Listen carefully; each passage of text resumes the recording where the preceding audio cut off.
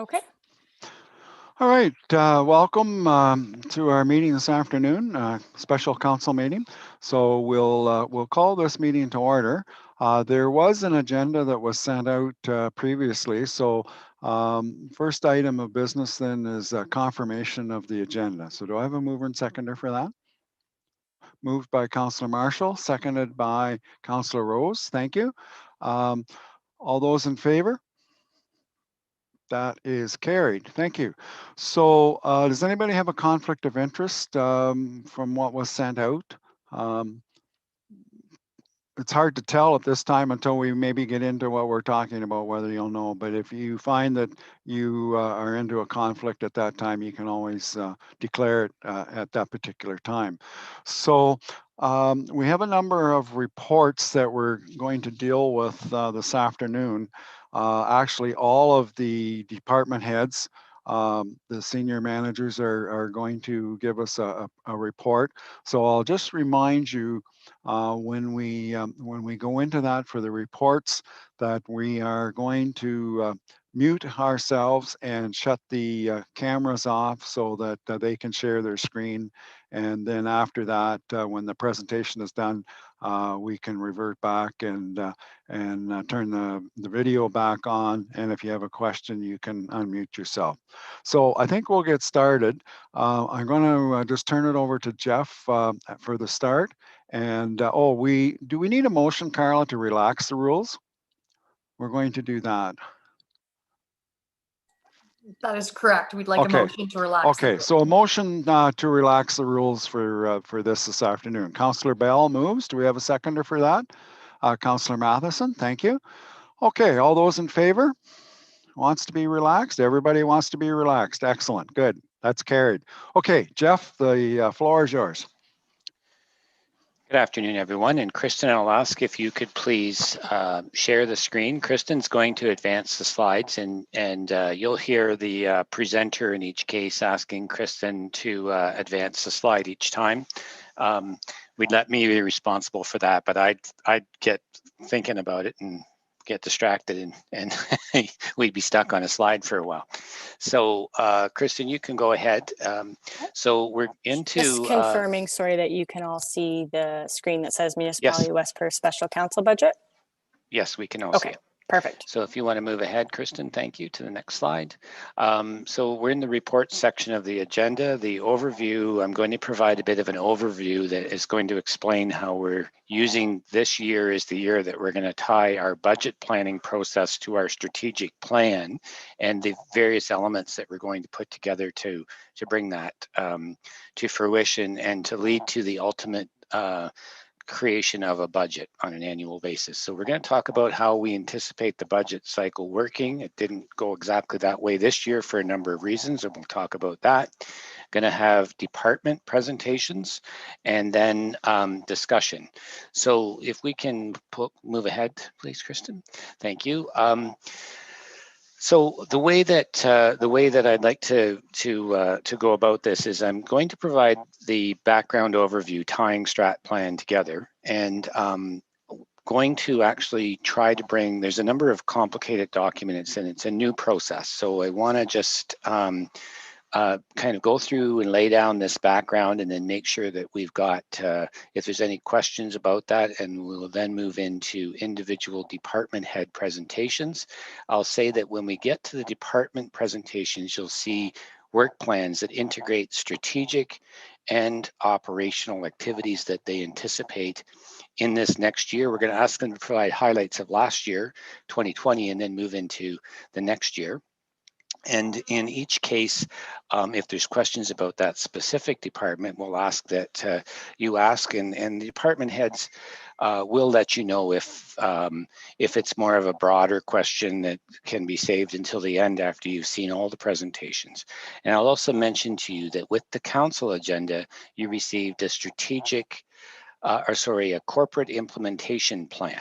And I'm going to speak about that corporate implementation plan, but I would be asking you to consider that corporate implementation plan that was provided that focuses on strategic measures aligned by strategic goals, along with the presentations you see from the department managers today, and that collectively will form how we're proposing to move ahead with our work plan for 2021. So first of all, at the very high level, the strategic plan defines the long-term direction of the municipality. And I would just say to you all, you've got to remember that it's a snapshot in time. Our strategic plan consultation occurred, a lot of the formative consultation occurred in 2019. Council approved the strategic plan in February of 2020. And that plan that was adopted by council is a bit of a static document. It doesn't generally change. You could change it, but because of that, it'll tend to have a shelf life, and they generally have a shelf life in the area of 5 years. So the strategic plan is kind of trying to look ahead 25 years for the municipality, but there's a recognition that every 5 years or 7 years, the strategic plan will start to get a little out of date, and that becomes apparent when you look through the various goals and strategies. That you would want to update it and refresh it. Now, that strategic plan was developed with input from the public and from specific stakeholder groups, from council and from staff. The strategic plan identifies the mission, vision, goals, priorities, and values of the Corporation of West Perth, the Municipality of West Perth, and over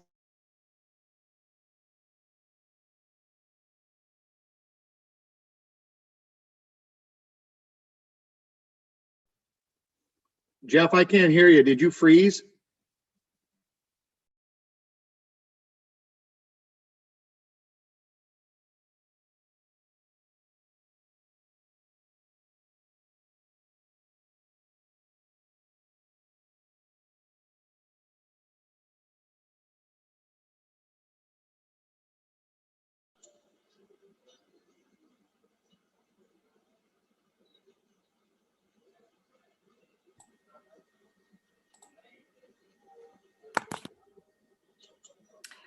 Sorry if I'm interrupting. I just want to confirm to see if I'm the only one that is frozen at this time.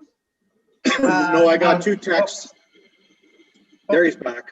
There he's back. Yeah. So we had a disconnect here at Town Hall, I think. I might have overloaded the system because I was talking too fast. Yeah, maybe. All right. I have no idea what happened there. Kristen, I think we just lost the connection for a minute. If you can share the screen and move us to slide number 4. Sorry for interrupting. Thank you. Great. Thanks, Kristen. So, and so in just concluding that about the strategic plan, I'm not sure what part of it we missed, but you know, it will need to be updated. It'll become apparent that it needs to be updated. And we'll use the corporate implementation plan, and I'm on slide 4 now, the corporate implementation plan to, over the course of time, track the work that we've done on strategic priorities. So it'll identify strategic priorities for the municipality. It'll tend to identify what we are planning to do in a given year. It's organized by the goals and sub-goals of the strategic plan. So you might find, if you look through the corporate implementation plan that was forwarded with the council agenda, it was about 34 pages, if I'm not mistaken, 34 or 38 pages. And when you go through it, because of its organization by goals and sub-goals, it doesn't directly follow department lines. And really, that's a conscious choice to kind of look at our operation through the lens of the strategic plan and those goals and sub-goals. And today, when you see the presentations from department heads, we'll roll those goals and sub-goals, those tactics that we're proposing into our department plans, along with operational activities we're anticipating in the next year. And that should align it more with what you're accustomed to seeing from us. The corporate implementation plan is a living document. So through the process of doing an annual review, we take the time to consider the status of strategies that we've identified for ourselves, or projects that we've identified for ourselves, and we've got the opportunity to identify new projects under the various goals based on changing needs or opportunities that arise. And you'll see, if you've taken an opportunity to look through that corporate implementation plan, we've identified projects for the 2021 year, some that came up as recently as just the last few weeks, where we wouldn't have known about those in the February of 2020 at the last workshop where we created the first corporate implementation plan, but an opportunity arose or something changed, and it's a very strategic type of initiative. So we've added it to keep the plan living or it's an organic planning process, but also we've identified what we've done with various other strategies as we move through. So we've developed that template to show progress on past initiatives. So far we can track for you what we were able to accomplish in 2020 and to slot in projects that we have in the coming year or future years and anticipate where we might be getting to those. You can move ahead, thank you. Department plans now are the next level of detail. So the corporate strategic plan that I just outlined is lined up by goals. Department plans will take an annual plan of the work that's anticipated or completed. We're going to show you some of the work that we completed last year, and then we're going to talk about what we anticipate doing in the next year by department. It integrates strategic initiatives with operational initiatives, so you can see kind of a full picture of what the department plans to unfold in the coming year. And we anticipate delivering these work plans to council annually as a presentation prior to budget. Now, I will mention as you go through the presentations, we would have you for much more than a 3-hour meeting if we asked each department head to identify everything that they completed in the previous year and identify all of the initiatives they're intending to implement in the following year. So you'll see in the department plans that are presented this afternoon that they, at a high level, we're talking about highlights from the last year, and at a high level, we're identifying projects for the next year. And some of the more granular kinds of projects we identify, you'll see, are the more strategic oriented ones, and we're not going to elaborate extensively on the detailed operational activities that we do on a regular basis. We can move ahead. Great. Now, the budget outlines the financial requirements for departments to deliver their projects and services in the coming year. It includes capital and operating, as you're aware, and staff identify the financial resources needed to implement the strategic and operational priorities that are identified. And you can see how the corporate implementation plan, along with intended operational activities, allows staff to begin to develop projections of what budget resources they might want council to offer in the following year. This is an exercise in finding balance, and council staff will provide council with a budget of what they believe needs to be done, and believe me, staff are very aware of the importance of our budgets being kind of spread out over time with an ebb and flow of big projects, kind of matching high years and low years, kind of being smoothed out by the way we handle reserves and the way we can handle slotting in projects, because it has to do with staff workload and it has to do with financial resources. And of course, staff are going to present to you what we think we could get accomplished in the following year for that budget year. We're going to have had some input from council through sessions like the one we're having today.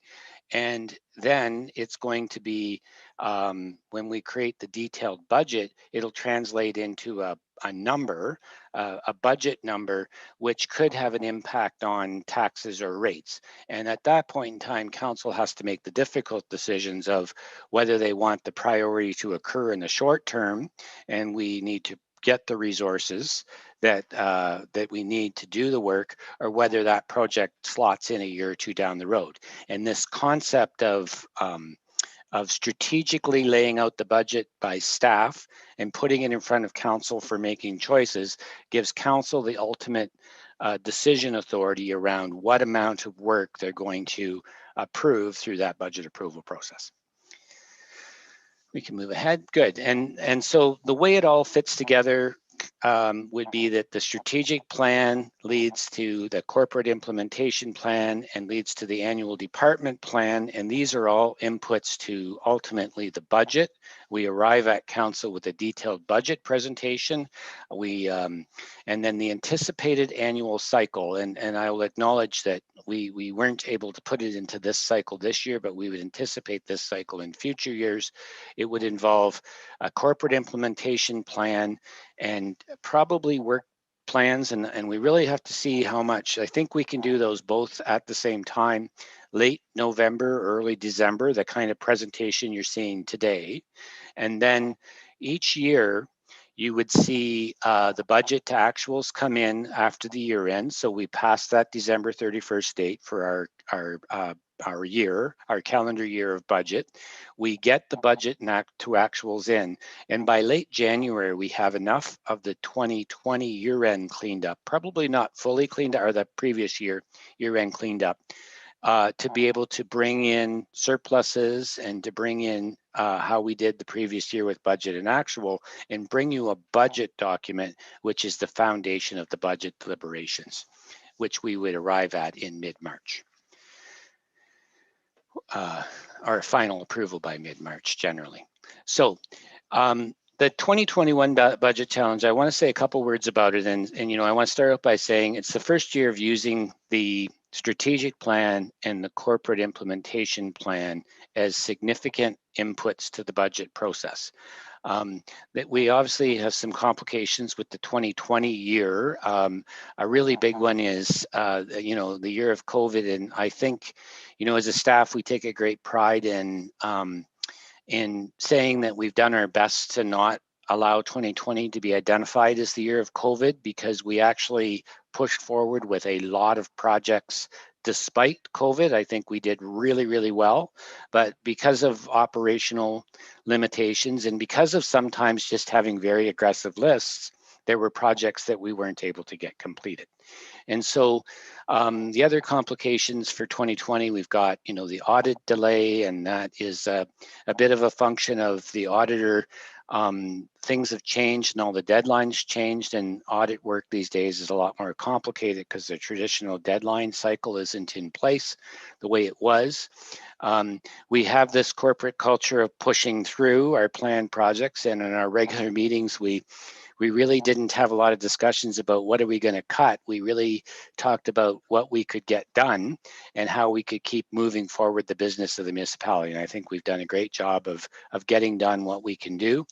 I would mention that you're going to see when you look through the corporate implementation plan and you look at some of the projects we deferred, some of that was COVID related and complications from COVID. And some of it was that in that first year of identifying a corporate implementation plan, we were regularly reminded by the consultant that we were putting a lot of projects in the first year, and we were maybe being too aggressive and we should spread them out over the 3 or 4 years. And I tend to support a concept where we set the bar high and try to jump it rather than setting the bar low and over delivering. I think that in this case, we wanted to have aggressive plans and we want to try to move the business forward. And in cases where we just don't have the staff resources or the time, or there's other factors, we can just simply delay those and then track that in our corporate implementation plan. And then finally, the complication that we have obviously right now is a vacancy in a very key position to the creation of a budget, with the vacancy of the manager of finance treasurer position. We certainly have Terry picking up things, and we'll do our best with that. And I've got a few updates at the end about where we're at with that process that Terry and I will cover.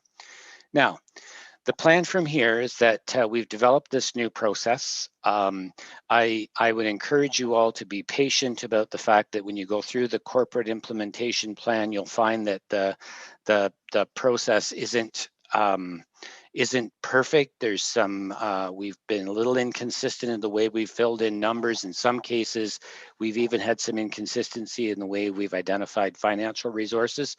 This is a first iteration. And I think we anticipate that we want to use this as the model for moving forward, and that we'll build on it. And we don't believe for a second we got it right on the first try. I think this budget strategy workshop today, as I said, would ideally occur earlier in the year, and we would anticipate later this year that we would set that out for the 2022 budget. And then the finance department will be focusing on a number of priority tasks that will lay the foundation for the 2020 detailed budget. And then we do have quite a bit of work to do with sorting out and just the things as simple as sorting out what the COVID related costs are that will allow us to identify what amount of money we would be able to use to tap the fund that we received to cover those costs. So these are the kinds of things that are a bit of a challenge this year that we're working on, and that's the plan that we're going to use to move forward. We can move to the next slide. Now, again, it's the first year with a new strategic plan, a new process, and a new template. And as I've said, we're going to really work to perfect this over time. We acknowledge, and I certainly will acknowledge, that there's inconsistencies in the use of this template the first time. I've personally experienced over the last couple of weeks where it would be nice to just be able to focus on one project and have everything else fade into the background, but our work doesn't unfold that way. The managers and the department managers in this organization and the CAO in this organization are all working managers. We don't just manage staff, we manage our own projects and department work plans and everything. We want to keep it all moving. So we're not able to dedicate to doing this. So please bear with us. We still have the goal of ultimately having a 3-year budget plan where we'll be able to use the strategic, the corporate implementation plan to identify projects that are slotted in, or we'll be able to use our operational capital planning to identify projects we're slotting in down the road. And we still anticipate that we'd be able to show where big projects would come online 1, 2, and 3 years down the road, just in terms of managing that ebb and flow of high numbers and low numbers, and also having council have a concept of what the future budgets might look like. We weren't able to deliver that for this year, but we would still like to deliver that. And of course, that'll be a big challenge for the new treasurer. And we anticipate that final budget approval, well, we're going to be a bit delayed from what we normally are. It might not be that far off of what our usual timeline is, and certainly not unusual in terms of normal timelines for budget approvals across our landscape with other municipalities. We can move ahead. Thank you. So the plan for today, corporate implementation plan and staff report provided with the council agenda. So that staff report sort of framing this all up in a rough way, and that presentation hopefully tying it together for you. The detailed corporate implementation plan was provided. We'll ask each of the department heads to make presentations of their highlights of 2020 and their plan for 2021, starting with operations and going through the group of them. And then the plan for 2021 includes both operational and strategic, so it somewhat ties together that detailed table that was sent with the agenda. And of course, some discussion about department plans as they're presented if they're specific to the department, and we'll have plenty of time for discussion after you've had an opportunity to see all of the department presentations, and consider that along with that corporate implementation plan. So with that, if you can maybe unshare the screen for just a moment, Kristen, to see if there aren't any questions just before we start into individual presentations. And Mike Kramer is up first. And perhaps there aren't, unless if any councillors want to turn on their screen if they're thinking about, if they have a question before we go into the operational presentations. Perhaps not. So can you unshare the screen for a moment, Kristen?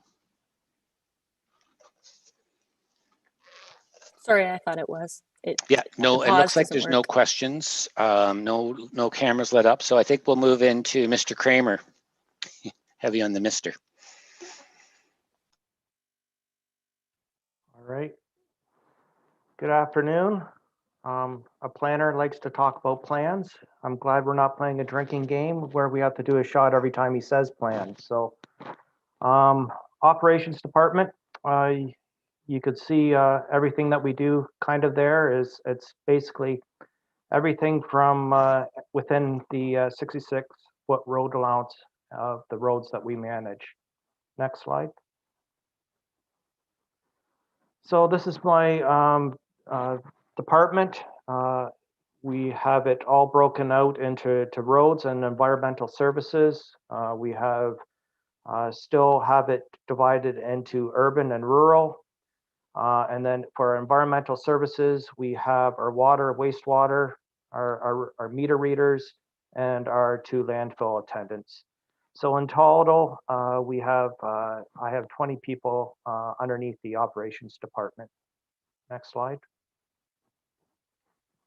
So our service areas, as I mentioned before, the 66-foot road allowance, we manage 520 kilometers of road networks. We have 118 bridge and culvert structures. We actually have more culverts, but those are anything that is 3 meters and greater in span. We do look after all the infrastructure maintenance, sidewalk, and winter maintenance is also one of our major service areas. Environmental, it's our potable water here in town, our wastewater here in the town of Mitchell, and solid waste. We currently operate 2 landfills, 1 mothballed, and we look after all of West Perth's garbage. Next slide. 2020 highlights. These are just some of the few projects that we completed. Of course, everyone is well aware of the Henry Street Bridge, and we were to complete the trail loop. However, because of COVID and the guys were looking for something to do, we completed the trail loop down from the bridge to the Heath and Gaffney property, and it's being well used. We also completed our Toronto Street West reconstruction. We received the grant from the Connecting Link Ministry of Transportation, and we were able to finish St. George Street and our Henry Street intersection upgrades. We also were able to resurface Napier Street. We also did Eleanor Street. It's not listed there. And we also paved line 16, 26, and 39. And also this year, we completed the Perth County 911 sign replacement project throughout the municipality here.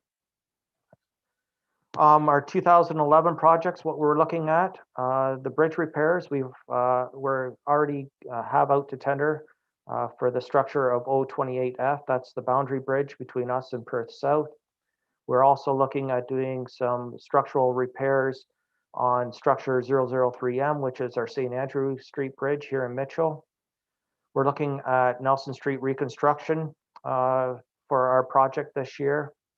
We're also looking at line 21, line 24, and line 53 for rural resurfacing.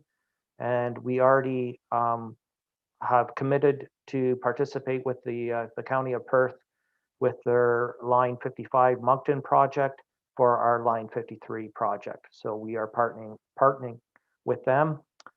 We're also looking at final coat of pavement for our Clayton, Eleanor, and Toronto Street West projects.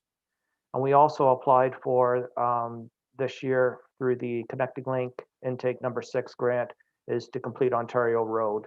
And that is from St. David all the way out to our east limits here in Mitchell. Our operations department for 2020 and beyond, we would like to maintain our annual bridge and culvert repair plan or project. We typically, in our OSIM report, state that we should be spending 1.1 million on that to keep up with our life cycle costing. We also would like to maintain our annual fleet replacement, and that is typically spending around 412,000 a year. Also, our annual street reconstruction program we'd like to maintain. It's typically 2 million a year, and it's broken out into the following subgroups: road, storm, sanitary, and water. And those totals should equal up to 2 million, which they do. So that's what we'd like to spend annually. Next slide. We are also looking at traffic signal pedestrians, traffic signal upgrades for our Wellington and St. George Street intersections, our 2 set of lights. We will be, if we are successful in our intake number 6 grant for Ontario Street, we will be applying for those upgrades through the MTO intake number 7 grant when it comes out in 2022. We also have already investigated installing pedestrian crossings at Henry Street and St. George Street. That is depending on the developer there at that intersection, which is the old Duracell property, which is owned by Howard Culligan, and how fast he moves along on that project. So we're looking at 2022 to install those pedestrian crossings at that location, once the sidewalk and everything's done. For our street reconstructions, and I want to stress this, these are in no order. The last time I kind of did this presentation was back in 2017, and Henry Street reconstruction was not even listed in the 1 to 5 year projects coming up. And a lot of factors changed these projects around. And for Henry Street, it was because of the development at the Arthur Street subdivision. So a lot of these projects are required. It's just based on timing and funds available.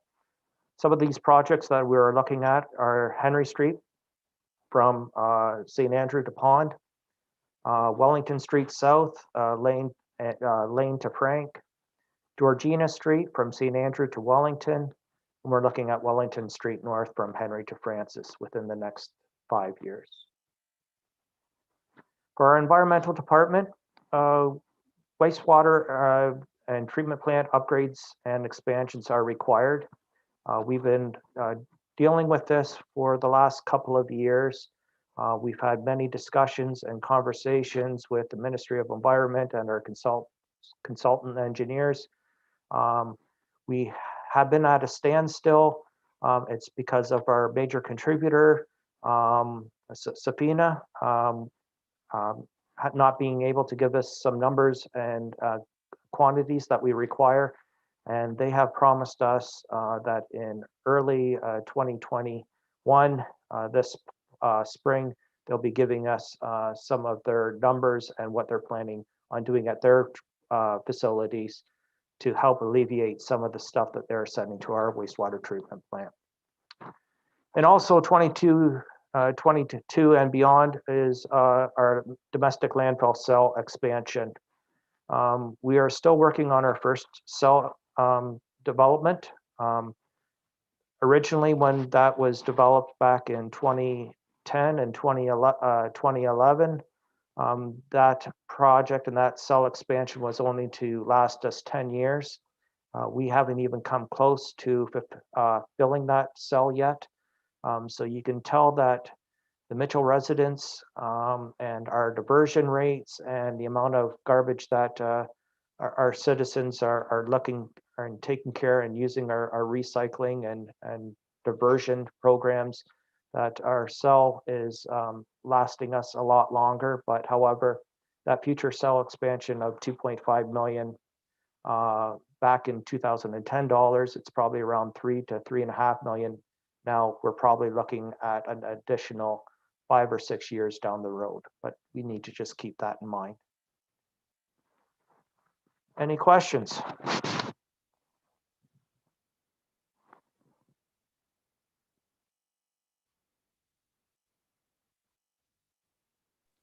We need to, yeah, got the screen on. So Councillor Matheson had her hand up for a question. Yeah, just to clarify, Mike, which section of Clayton Street are you looking at, the whole from where to where for your project for next year, this coming year, I guess? So we'll be putting on the surface asphalt from Blanchard Street to Nelson.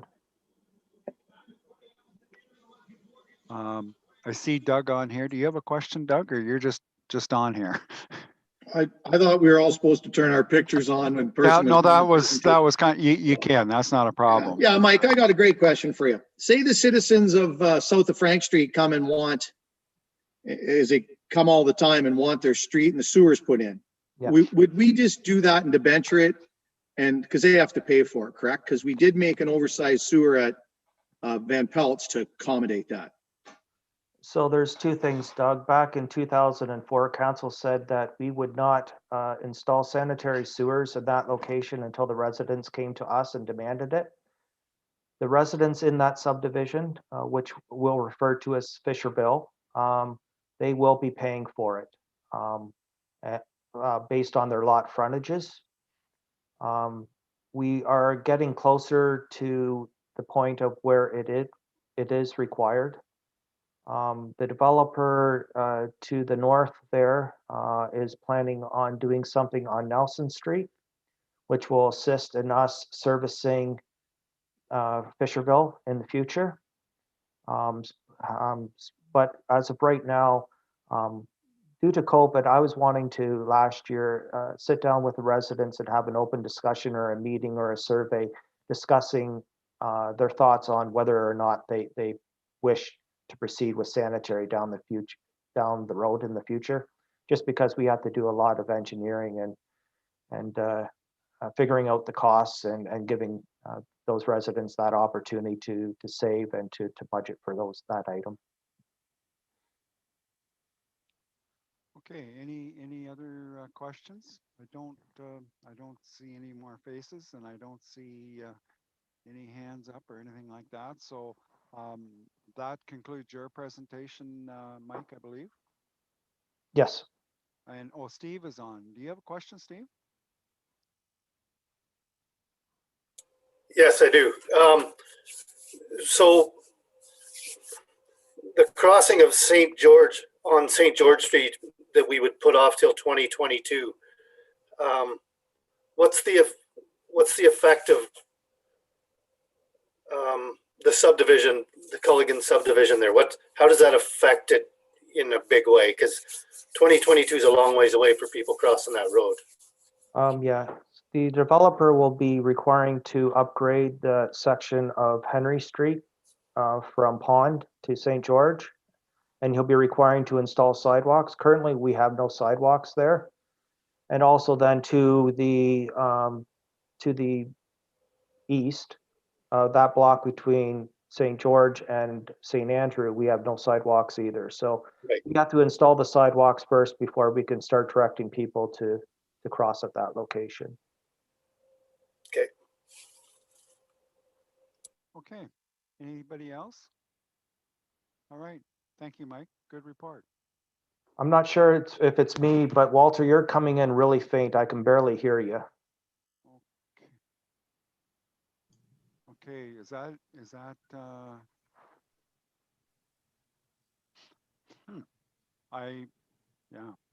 I'll do it this way. Is that better? You can hear me, can't hear me. So it's not going through the computer.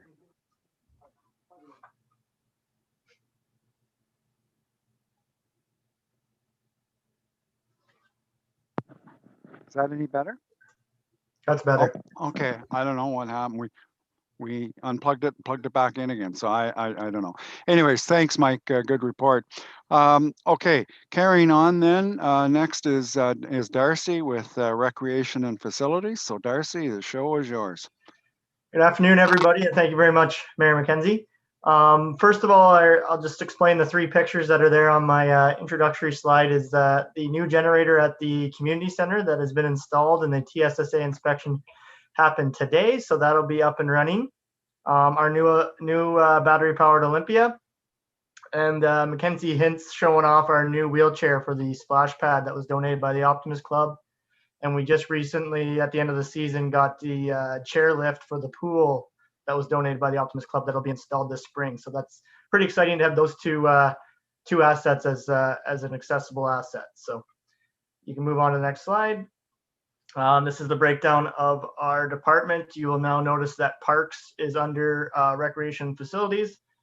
So with seasonal staff, the pool staff, the facility attendant assistants, we have 22 staff that are working for the Recreation Facilities Department right now. Next slide.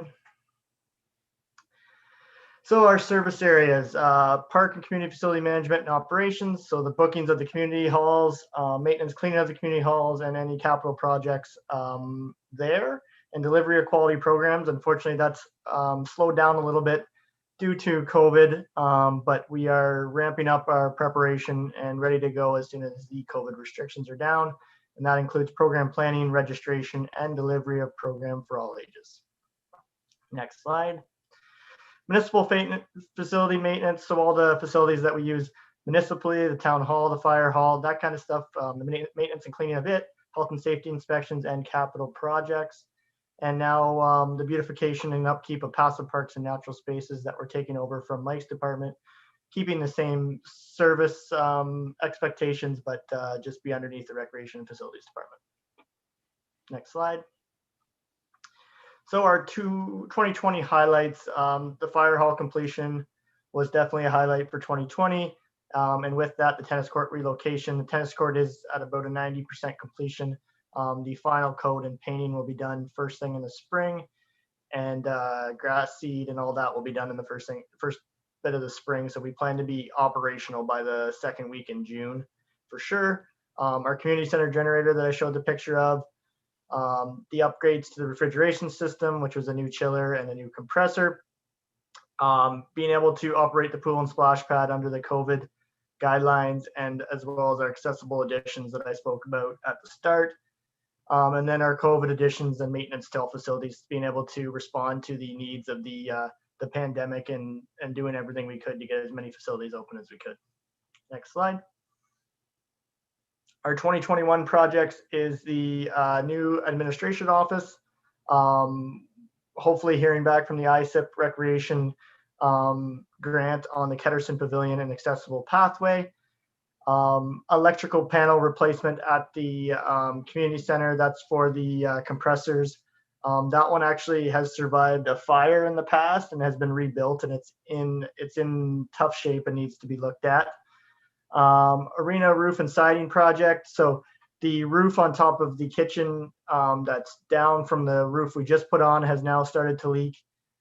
We have made a small repair now that's stopped it right now, but it's in need of replacement. It is the same age as the one that we replaced in 2018 or 19. And as well as I'm bringing together a proposal to do some added insulation. Our insulation, not unlike in the hall, has all dropped to the bottom in most areas.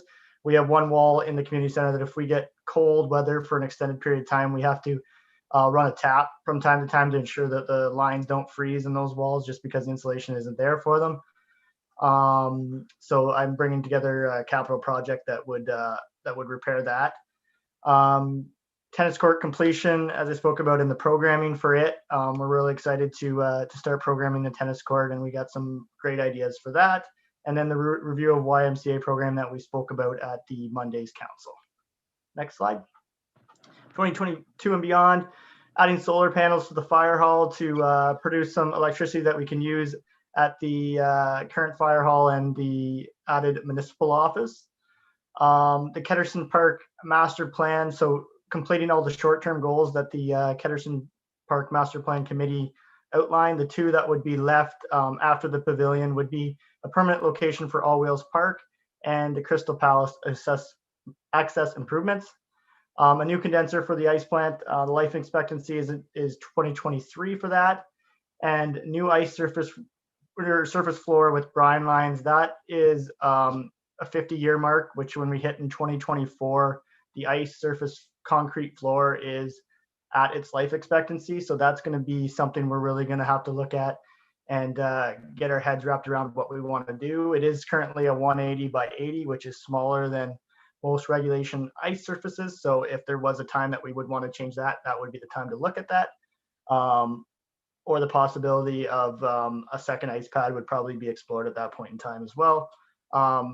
And we would do the recreation master plan, which would give us probably some advice on a second ice pad or no a second ice pad. And next slide. And that's all for me.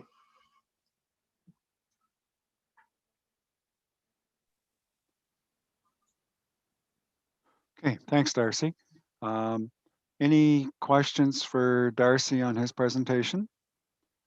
Councillor Tinkowski, I see you're here, so you question? Darcy, could you elaborate on Crystal Palace access improvements? And also, could you tell us where the Dublin Hall improvements fit into this plan, as well as there's been discussion about accessibility improvements at the Broadhagen Hall? I didn't see those on your list. Okay. Yeah, so first one, the Crystal Palace access improvements was to put a additional parking lot.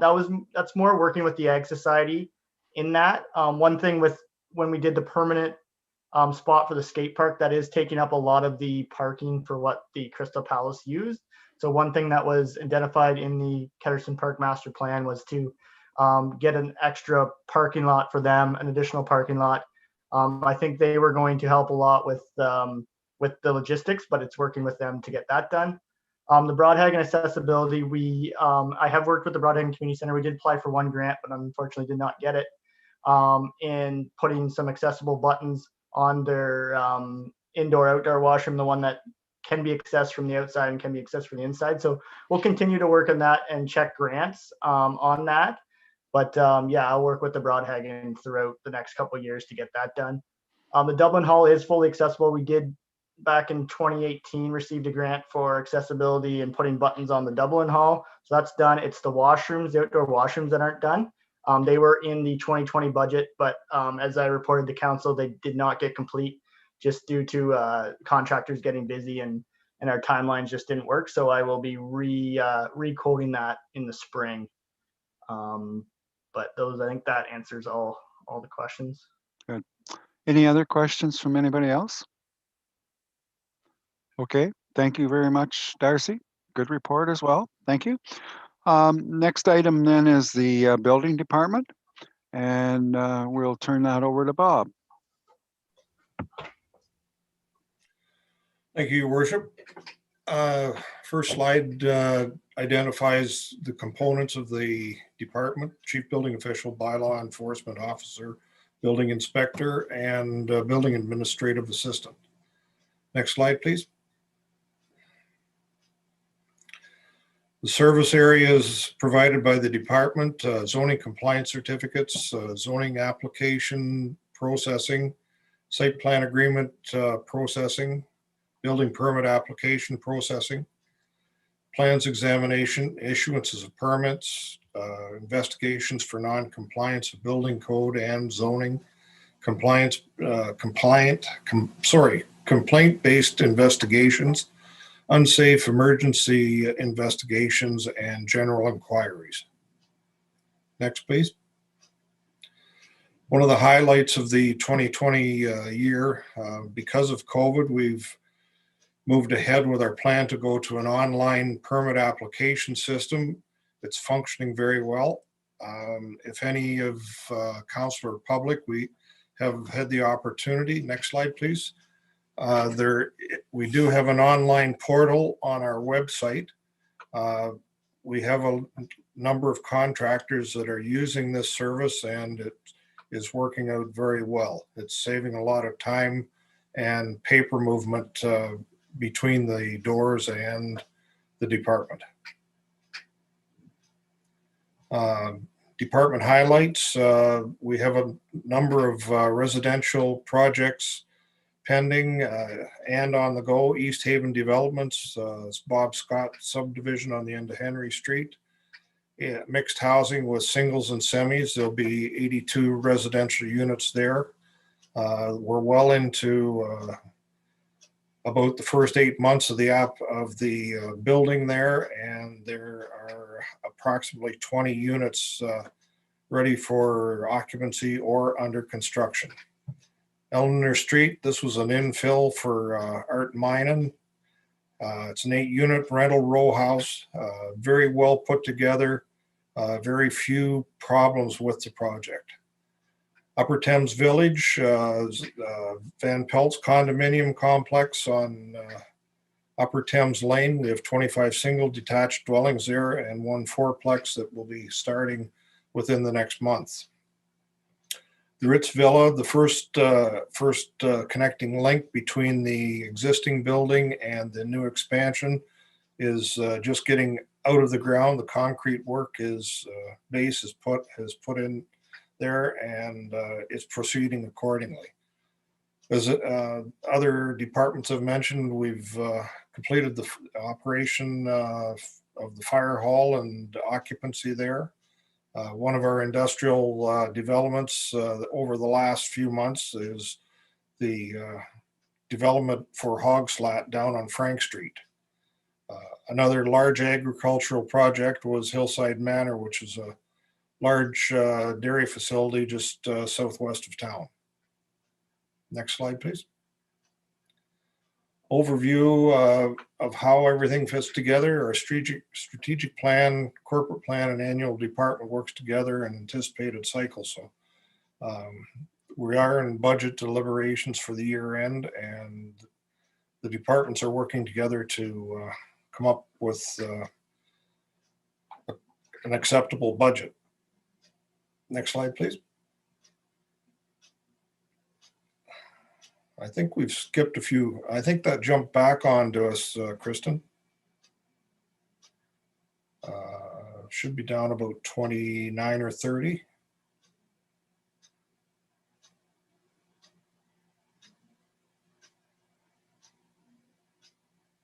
There we are. Thank you. One of the projects we're anticipating this year is a fee review. The last time our permit fees were increased was May of 2008. I'm sorry. COVID compliance and ongoing measures are taking hold now. We're still waiting under provincial regulations on the next phase of the opening of the pandemic and the province. Upcoming development to begin in 2021. We have Avco Holdings. The LPAT hearing is scheduled in about 10 days, 2 weeks. That has changed from a 2-unit building to a 1-unit building with approximately 40 apartments in it. Blue Heron Estates on the east end of town is 28 residential units, 4-unit townhouses. 7 altogether there. Upcoming developments, Wimple Street, just north of Huron Road. There's a redevelopment there on 10 lots that were part of the Blenheim Court subdivision. The proposal there is for 30 residential units to be developed. Servicing agreements are pending, and this should be under construction within the next 6 months. Next, please. Riverview Developments, as Mike had mentioned, this is the former Durasol property. They're set up for 3 phases. The first phase is on Pond Street. Second phase will be St. George Street, and Thames will finalize the development there. Singles are proposed on Pond and St. George Street, and row housing in on Thames. Next, please. Mitchell Woods is the Hyra Homes development, the former Blaze property. This is on the end of Clayton and Kenton Street. First phase will have 23 residential units in that development. Currently, we're realizing some challenges with staffing at our current rate. As you can see by the inspections completed over the last 4 years, we're slowly losing ground on the number of permits and inspections completed, strictly due to volume. We do have quite a few open permits that are, I would suggest, COVID related. Not being able to inspect internally on occupied residential units and renovations is one of the key problems we're facing. So we are looking at review on adding additional staff and plans reviewer inspector combination. Thank you. Questions?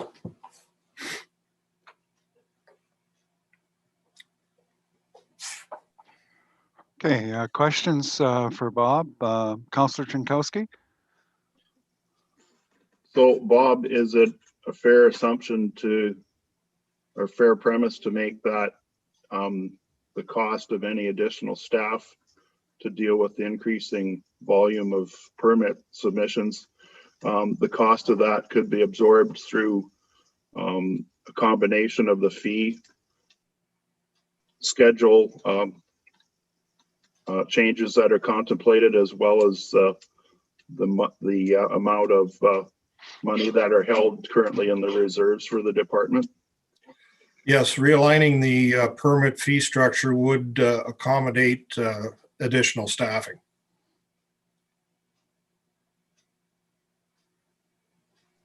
And as far as any additional financial resources required could be accessed through the reserves in the department? Yes, we're currently using our reserves as an operating functionality for ourselves. Thank you. Councillor Bell, do you have a question? I saw you on here, so I'm just asking if you have a question or not. No. Okay. No, my internet went down and Okay. when it rebooted, I came up on screen. No okay. problem. Bob, I was late tracking the numbers here, but do you have the number of total residential buildings that you mentioned there? Like it seems like a tremendous amount of new housing coming. There is, I don't have a running total of what's proposed, Your Worship, but with the consistent numbers we've seen over the last year, I would suggest without any further development, the East Haven project would likely be full within a year and a half. You had the numbers as you went through your presentation there, and there was a lot of housing coming on stream there. So I think Doug has a question as well. No, it's when we did our economic development program, Walter, it was 300 units. Okay, yeah, there's 300 units coming online with all those projects that we did. We did that a couple weeks ago on economic development. So 300 new units coming on in West Perth. Excellent, yes. So yes. with to further that discussion, with averaging 40 units per year, we'd have in excess of 7 years of residential growth available to us. Knowing that these projects all aren't going to come online at the same time, there will be a bit of overlap and development between the different projects. Okay, good, thanks. Thank you. Anybody else have questions? Okay.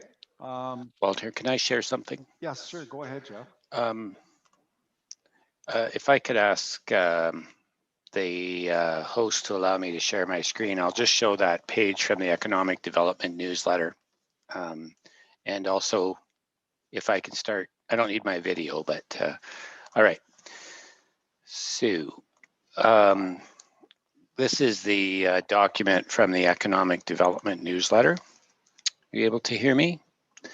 This shows the location of a number of developments, but I just wanted to get to the piece on the bottom here. So again, if you have a quick peek in your Economic Development newsletter, you'll see this is kind of the center section, somewhat the feature article. The number of units and the style of units we documented in this newsletter for the various developments. So you can see the unit numbers there, and if there's any questions about those, we can try to answer them. But I just wanted to say there's a place there for that resource to be picked up by you.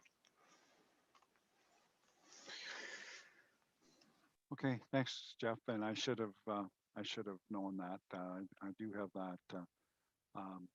that information. Actually, I've handed.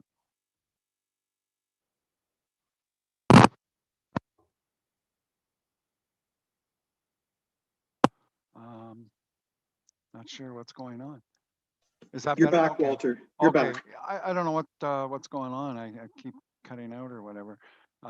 Anyways, as I was saying, I do have that information too. I should have taken time to add it up, but I have been handing out some of that information to different people I come across, and it's actually a good pamphlet, well done, and it does a great job of promoting West Perth. Okay, well, thank you, Bob, for your presentation. We'll move on then. The next department we're going to hear from is the library. So I will turn it over to, I believe, Rosemary. Thank you very much. Oh, there she is. Yes, good. Yes, here I am. The library basically is known as a core community hub. So essentially a friendly space, people can come together, connect with others, and find the resources that they need. In ideal circumstances, we also offer quality programs, both in-house and off-site. And people can access basic services such as Wi-Fi, internet, printing, and of course, literacy materials for all ages. Public libraries are basically information and referral public services. So we are funded largely by the municipality we're in, and we're governed provincially under the Public Libraries Act. Next slide, please. Specifically for the West Perth Library, we have one location, open 6 days a week. The municipality owns the building. It's a historic Carnegie building from 1910, and it had extensive renovations and an expansion in 2008.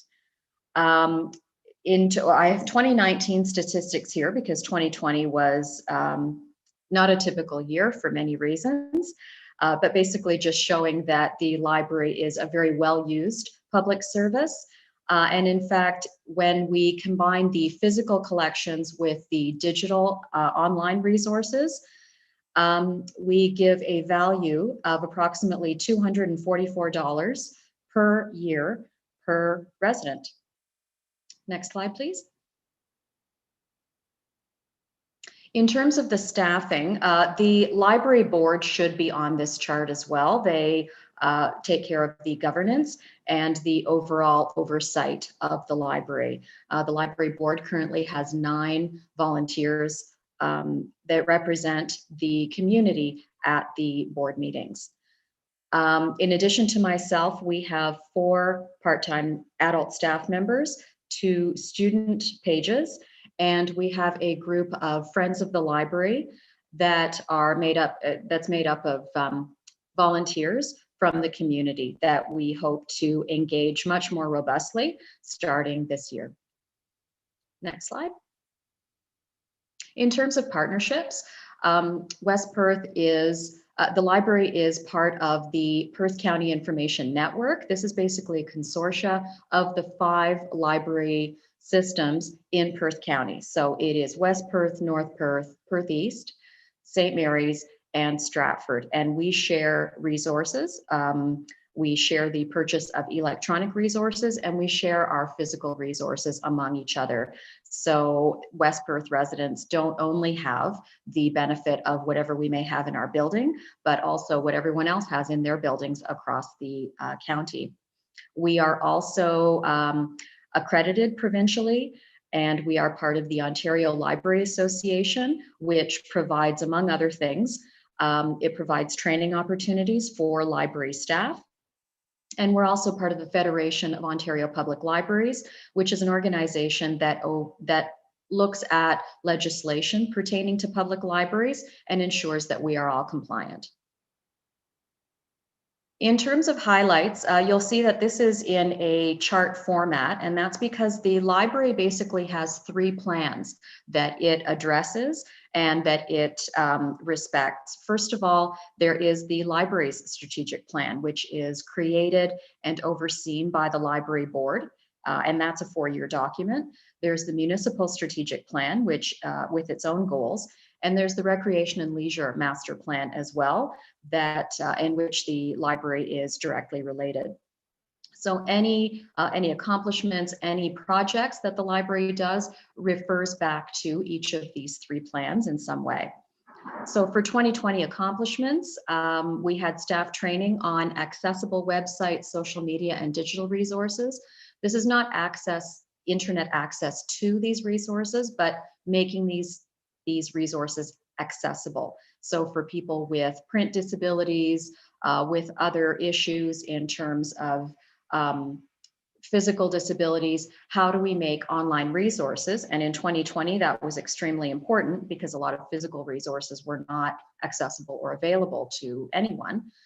How do we make these accessible for the general public? So we looked at that. There was a redirection of resources to digital and take-home options for the same reason. 2020, again, was a very atypical year and an opportunity for us to really focus on our digital and online resources in a way that is not usually the emphasis in most years.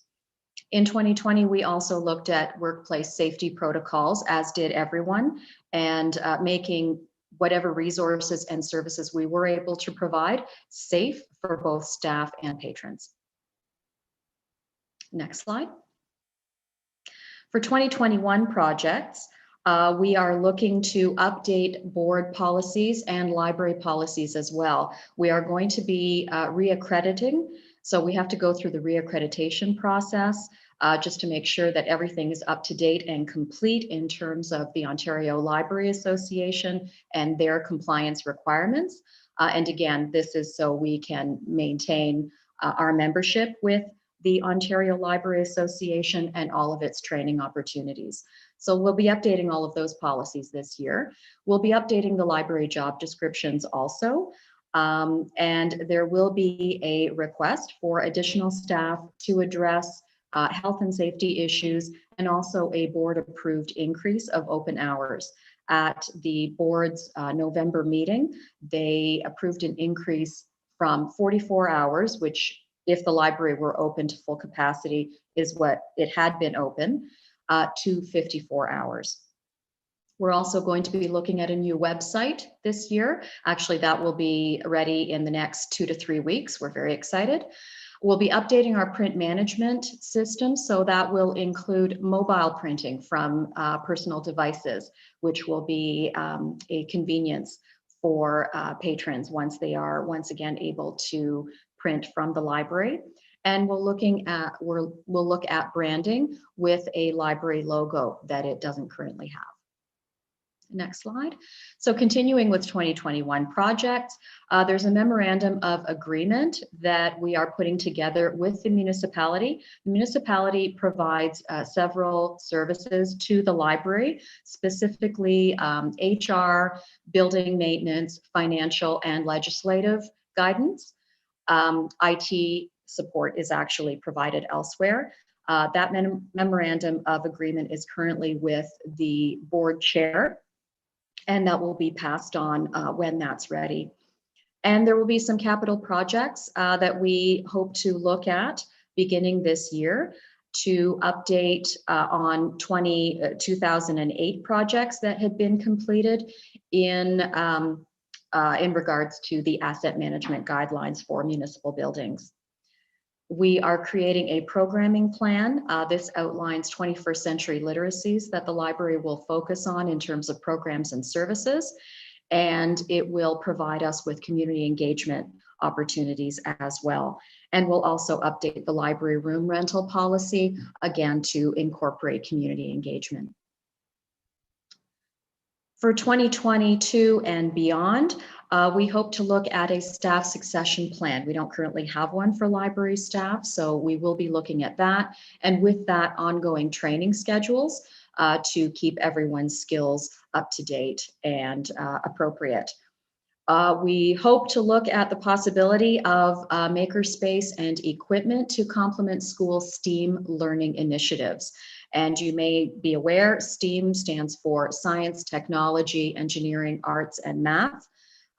STEAM initiatives are what the school boards use in terms of part of their curriculum, and the library would like to be able to support that. And we'll also look at launching a visiting library services program with the support of our Friends of the Library volunteer group. And visiting library services would bring library resources out to, for example, retirement residences, long-term care facilities, to people who are not physically able to come into the library and may not be able to access the digital resources either. Are there any questions? questions for Rosemary? Councillor Szynkowski?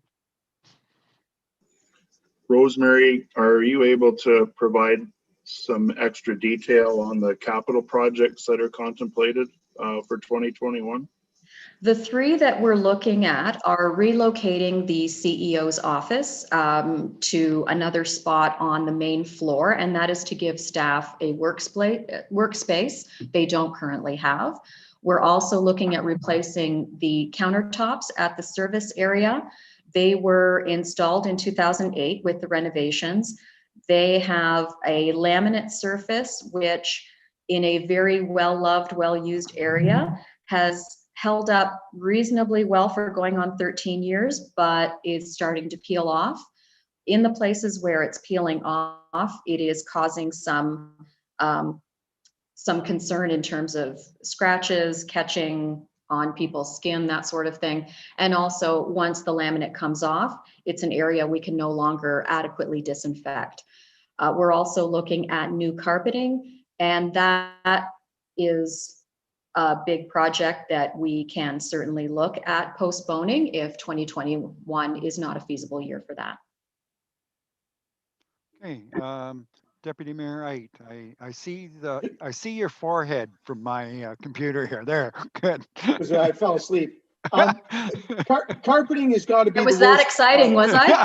No, carpeting has got to be the worst item in the world for cleaning. Could we look at going to a better material? If you're going to spend the money on new things, can we look at a better product for on the floor? Carpet is just not the thing to be putting in a public space for cleaning.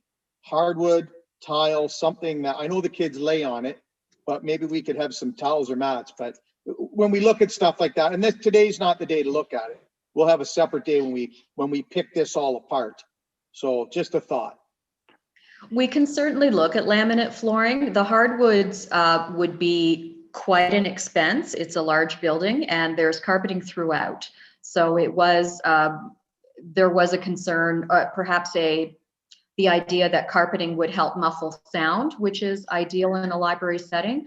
We can certainly look at quotes for laminate flooring and for engineered hardwood. Other questions? Okay, I'm going to ask everybody to just turn your video on for a second so I can have a look at you people.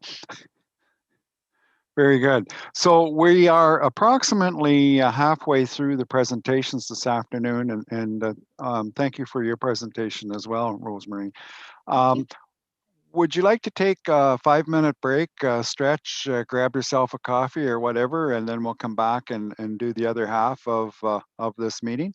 Is that get some nods? I see some nods. Okay, so let's we'll come back. I have 3:17, so we'll give ourselves yeah, 3:22, 3:23. 5 minutes should give you time for that. Okay, so yeah, we'll shut the video off, and mute yourself, and we'll be back here in about 5 minutes. The first presentation then after our break is just one moment. Sorry, Walter. I just have to start the recording and the live again. Oh, so just sorry. Give it Okay. That's okay. Sorry. We'll pause a moment for a word from our sponsors. Okay, I think we're good to go. Okay, and next up is our fire chief, Bill Hunter. So, Bill, if you're ready to roll, that's an interesting if you're going to talk about rolling stock. But anyways, ready to roll. We'll give you the floor. Okay, super. Thank you, Mr. Mayor and Council. So I'm going to give Council an overview, just like everybody else, of 2020 and a look into 2021 and beyond. We'll start out with the organization of the fire department. So we did have one major change in 2020 where we combined the training captain with the deputy station chief. Other than that, no major changes. Our staff is currently at 26, and myself, the admin assistant, and the fire prevention officer are all full-time employees with Perth East, and we're contracted to West Perth through the shared fire services agreement. Next slide. We do work under legislated responsibility, and I like to break it down to simply there's 3 lines of defense. Public education, and basically we want people to have the knowledge and skills that they need to prevent a fire from occurring. And then we have enforcement and standards. And if a fire does occur, we want the loss to be mitigated by measures prescribed in either the building code or the fire code. And then finally, the last line of defense is emergency response. So if there is a fire, well-trained and well-equipped firefighters are going to respond and deal with the situation. Our goal is to do enough public education so that we'll change people's behavior. So some of the highlights in 2020, obviously the 2 of the big ones. The first one, the tanker was purchased, and we did training first part of the year with everybody, driver training and operational training. So it was put into service. It replaced a 24-year-old smaller tanker, which we took out of service for a few months, and then it ended up going back into service in July for a year. The big project, 2020, obviously was the fire station, $2.3 million. The entire project went really smooth, especially considering COVID and all the challenges that brought with it. We were extremely happy with Dom Construction and the subs that they used. They delivered us a fantastic building on time and on budget. So big props to them and everybody that was involved in that. In September, we were able to do some interviews, and we hired 2 new recruits, and that brought us up to 26 firefighters. Next slide. So late last year, we joined with other member municipalities in the county, and we put out a combined request for proposal for fire dispatch. I've got some statistics here for you to look at. The big statistic that I always like to talk about is the fact that no firefighters were seriously injured, and thankfully we had no fire fatalities in West Perth in 2020. Our call volume was down a little bit due to COVID. Our hours, not so much, because we did have one very large barn fire back in July that was almost a 24-hour on-scene call. So that single call ate up a lot of our hours. Next slide. So projects for 2021. Obviously, we want to put the finishing touches on the fire station. There are a few items left outstanding, but we're sure that will get completed in due time.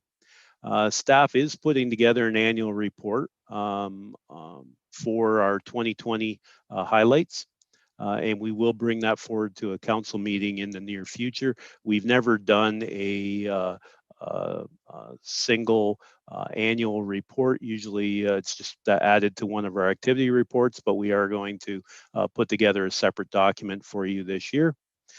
We still need to hire one more recruit to get us up to our council approved 27. So that will happen hopefully shortly after the lockdown is lifted. The dispatch RFP closes this Friday. We will be evaluating the proposals. There were 10 plan takers. So we'll be going over that over the next couple of weeks, and I will keep council aware of how that's going. As always, we work with all West Perth departments. We get along quite well, even with Mike, and on all of our strategic goals. So it's always great to get together for our strategic leadership team meetings and talk about projects. The communication between departments is great. It might not affect what we talk about, might not affect another West Perth department, but it is nice to be aware of what's going on. So we have a great team there. Also, as I said earlier, how important public education is. It is still our priority with our residents, even though COVID has affected the way that we have presented our public education over the past year, we were still quite successful in what we did, and we're going to continue doing that. One of the other projects is the shared services contract. Next slide. So this project, I just gave it a separate slide because it is quite important. There's quite a bit of money tied up with this project, and it is a project that the fire department is looking for a decision from council, and that is the purchasing a second tanker. The 1996, like I said earlier, was put back into service, and the safety will expire this July. It will then be 25 years old, and as I've said through several reports, I'm not recommending that it be kept in service after that date. Staff is recommending that we do purchase a second tanker. We think that a new tanker would be a better asset to the municipality rather than a used truck. We have put together a complete report, including a rolling stock life cycle report, and that will be presented to council during the budget process. Next slide.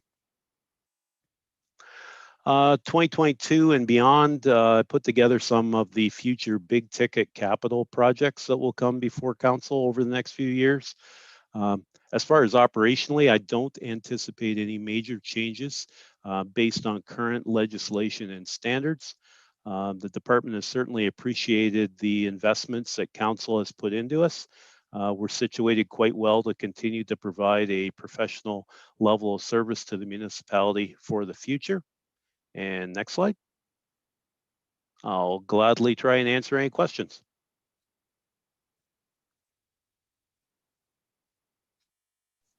Okay, thank you. Thank you very much, Bill. Questions for Bill?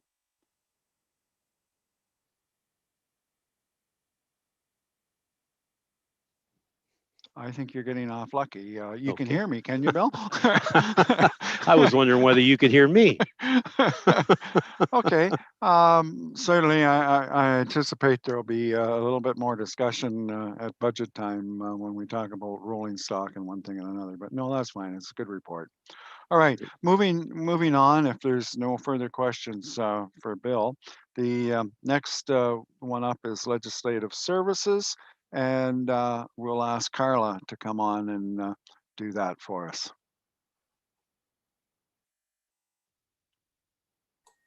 Yes, thank you. So I will do the presentation for legislative services. If you just want to move to the next slide. This is my department. So we have, we're a great team. I think we offer all the energy of the municipality in terms of staff. We are responsible for communications and customer service, so I think that lends itself well.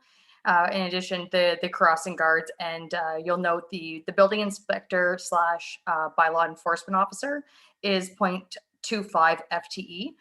Bob did touch on that, but we'll look at that later on in my presentation. Next slide. So legislative services, so our service areas is quite vast. So of course, council and committee services is our primary goal here. So that's council agendas, minutes, bylaws, agreements, vital statistics. So that's death registrations, marriage licensing. We are responsible for the administration of our cemeteries, and West Perth has 4 active cemeteries. Bylaw compliance and enforcement, licenses and permits, so that's your lottery licensing, marriage licenses, refreshment vehicles, animal services, crossing guard, drainage, communications, and that includes our website, social media, newsletters. So some highlights from 2020, I think Jeff said it best when he said that our culture is to push through. So in terms of our departmental plan, we were able to, with the exception of one task, push through everything that we had set out to accomplish, and plus a lot more. So the transition to electronic meetings for council and committee, we did that effectively. We ensured governance continuity, and that was a large task. And I thank council and staff for their patience, because it was something absolutely new and we didn't have a lot of time to learn. COVID-19 pandemic response, so the health and safety procedures, communications, reopening plan. Even as a resident and council, you would be aware that it felt like everything that we did, we had to redo the previous week, and the legislation changed more times than anyone could ever imagine legislation changing. We enhanced access and streamlined services through the use of technology. So we assisted all other departments to make sure that everything was available online. Increase our forms, online payment services, finalized beginning of the year. This is pre-COVID. A huge accomplishment was a collaborative single cemetery bylaw and fees for our municipal cemeteries. And that has proven, we had a very busy year in terms of individuals purchasing interment rights and burials. And this wouldn't have been as smooth without this single cemetery bylaw. So it was instrumental in the remainder of the year. The community signage you've been around, you would see. So that's our Broadhaven, Staffa, Dublin, Mitchell community signs. That was completed with the help of operations. Mike's team without them, we wouldn't have accomplished this goal. So although that we did a lot of the paperwork, his team was responsible for executing this project, absolutely. And some policies that were approved by council were sponsorship, naming of corporate assets, and amending the procedural bylaw for electronic meetings. So those were some big policies to set ahead. So this is just a quick highlight. We don't need to go over it, but these are some of the legislative responsibilities that the clerk's department or legislative services is responsible for. And in addition to everything else, we were still able to execute all these tasks. So I'm very proud of my team. Move forward. So 2021 projects, we're looking to initiate a council composition and ward boundary review. Support prior to the 2022 elections, support in-person, remote, and hybrid council meetings. This in itself is something that we're nearing completion, looking at, what does it look like going forward? Hopefully soon we will all be in the same council chambers. Until then, we need to find some type of a hybrid version for those once we are able to have more people into the council chambers. Implement a digital solution to manage the marriage license issuing process. That's just the one thing that we haven't fully executed, other than some of the financial components to our website. And bring recommendations forward to council. So we do have our, for the voting system, so we do have our 22 elections nearing. And for a clerk, this is the time that we start preparing administratively for the municipal and school board elections.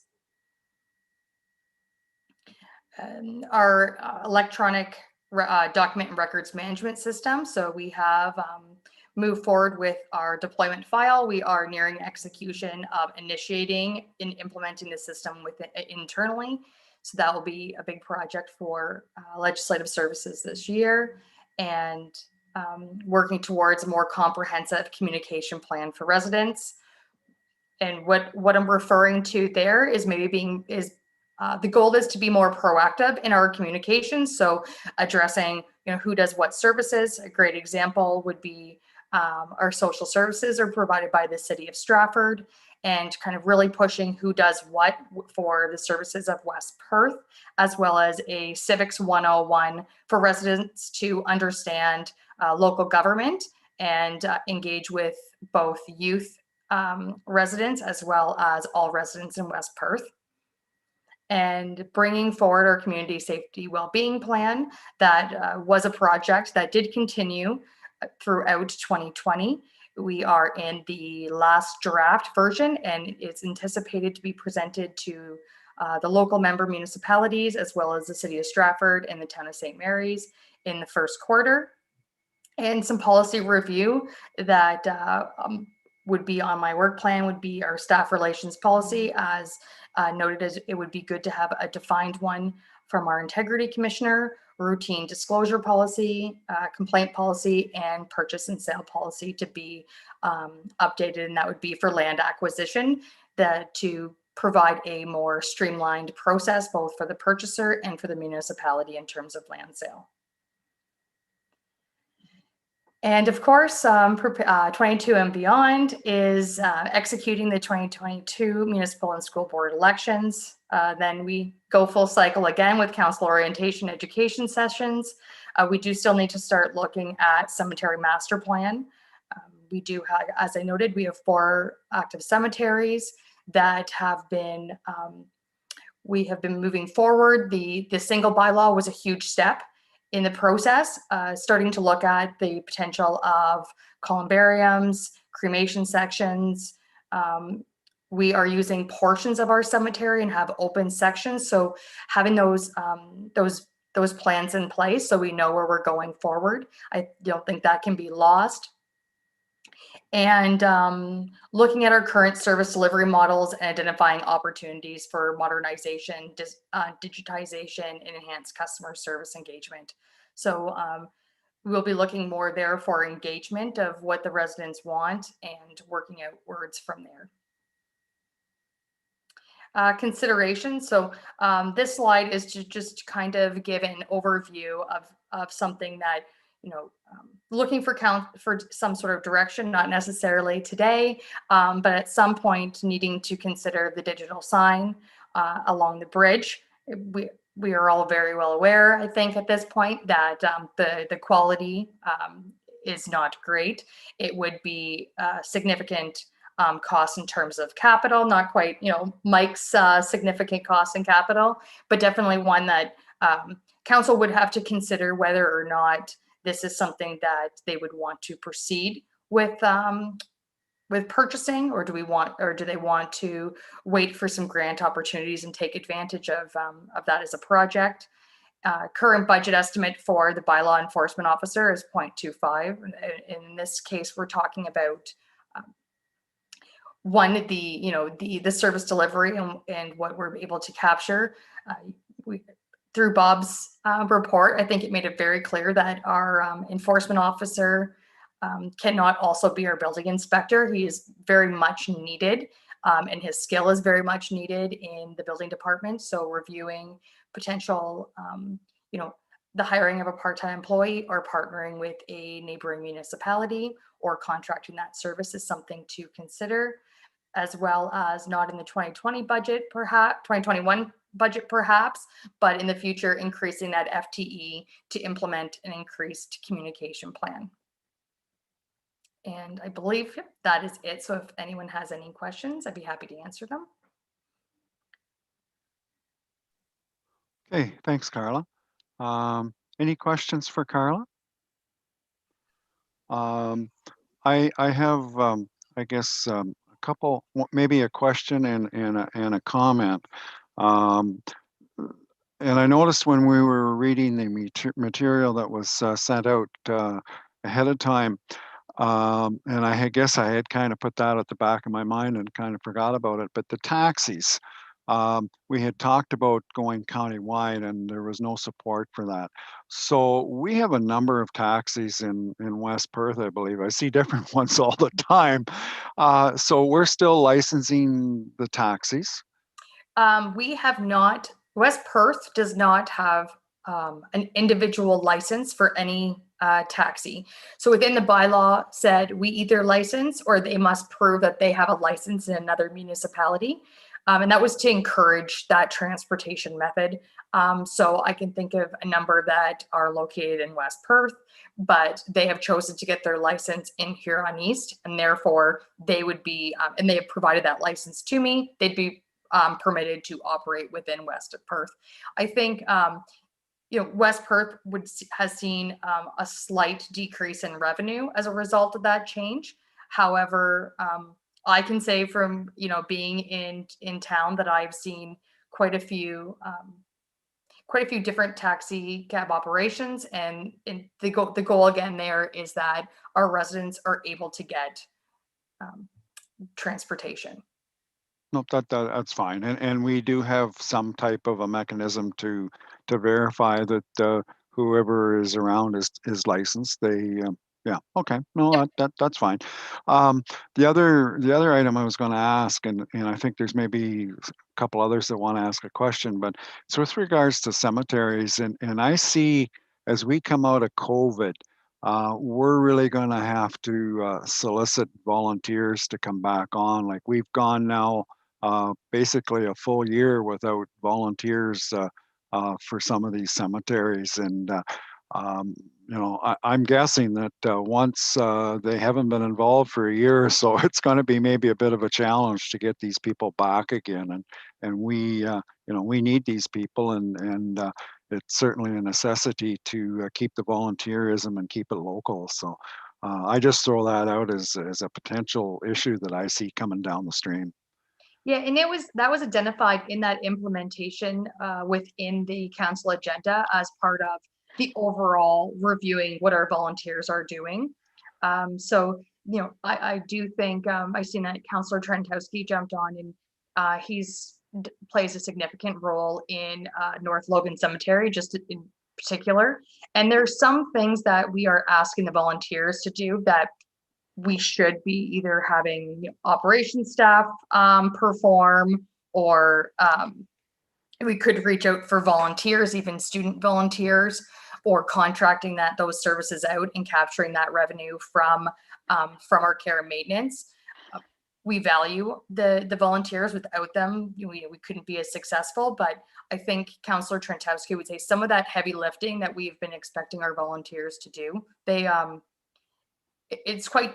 it exhausts them, where then it's too much physical work where they're not doing the things that they enjoy doing. Well, our volunteers are getting older, and there's really not a lot of younger and newer volunteers coming on, and that's not just for cemeteries or whatever, that's for every organization that's out there. So Dean, you have a question.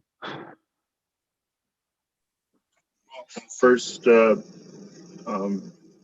address the volunteer issue. I started a process of canvassing local people in the area to address the volunteering issue, and specifically targeting younger members of the community, but that because of the COVID situation, that attempt was suspended for the time being. I guess my question, Carla, you mentioned quite a laundry list of things to do for 2021. Is there a way that a list that can be shared with council that outlines not only the details of your things that you need to get done, but also like a timeline? I just quite often we go from one meeting to the next as council, not really knowing what's coming up next on the agenda. So I just was curious if an overall high level list could be developed outlining specific items that will be brought forward to council, and at what point in the year could we expect to see them? Yeah, so what I can say is I did provide that to council in 2020 for my 2019 for my 2020 work plan, broken up into quarters. That plan itself, I accomplished all tasks within that. But I think the corporate, maybe Jeff could jump in here. The corporate decision was that we would eliminate those quarterly and those individual work plans that I have. Like I still have it for myself personally, but I think the corporate intention was to pull back from that version. Jeff, did you want to comment on? Yeah, I'll comment. I mean, there's a balance, and this is a budget discussion, so it's a lot about balance. And frankly, there's going to be a balance between asking your managers that are working managers to provide you detailed operational lists of activities and mapping them out by quarter. And the balance there is that I appreciate that perhaps you, Councillor Trinkowski, would like that list. I'd certainly like to hear if other councillors would want that operational detail at that level, because frankly, that's going to involve more staffing. And I think we really have to decide. And I think, I appreciate the interest in operations, but there is a line where I need to kind of defend my staff about respecting the operational responsibilities of staff as opposed to the strategic decision-making and policy development of council. And so I just want to lay that out there, that I'm quite confident that staff are handling the operations well, but I would sure love to hear from other councillors if they have concerns. Okay, and we've got a few councillors that have appeared. Actually, I think everybody has appeared pretty much. Comments? Anna Marie, go ahead. Yes, as a counselor, I guess I expect to work with staff to come up with what's going to be handled in the coming year. And we as council make the decision whether we're going to support that budget-wise. And when we've done that, I think it's important to let staff go about it the best way that they can, with the resources, with the people and the money and the time that they have, because that can change throughout the year. So I don't think it's good if we, excuse me, get too caught up in exactly when everybody is getting a certain job done. I would like to leave that up to staff people. We as council have made our contribution.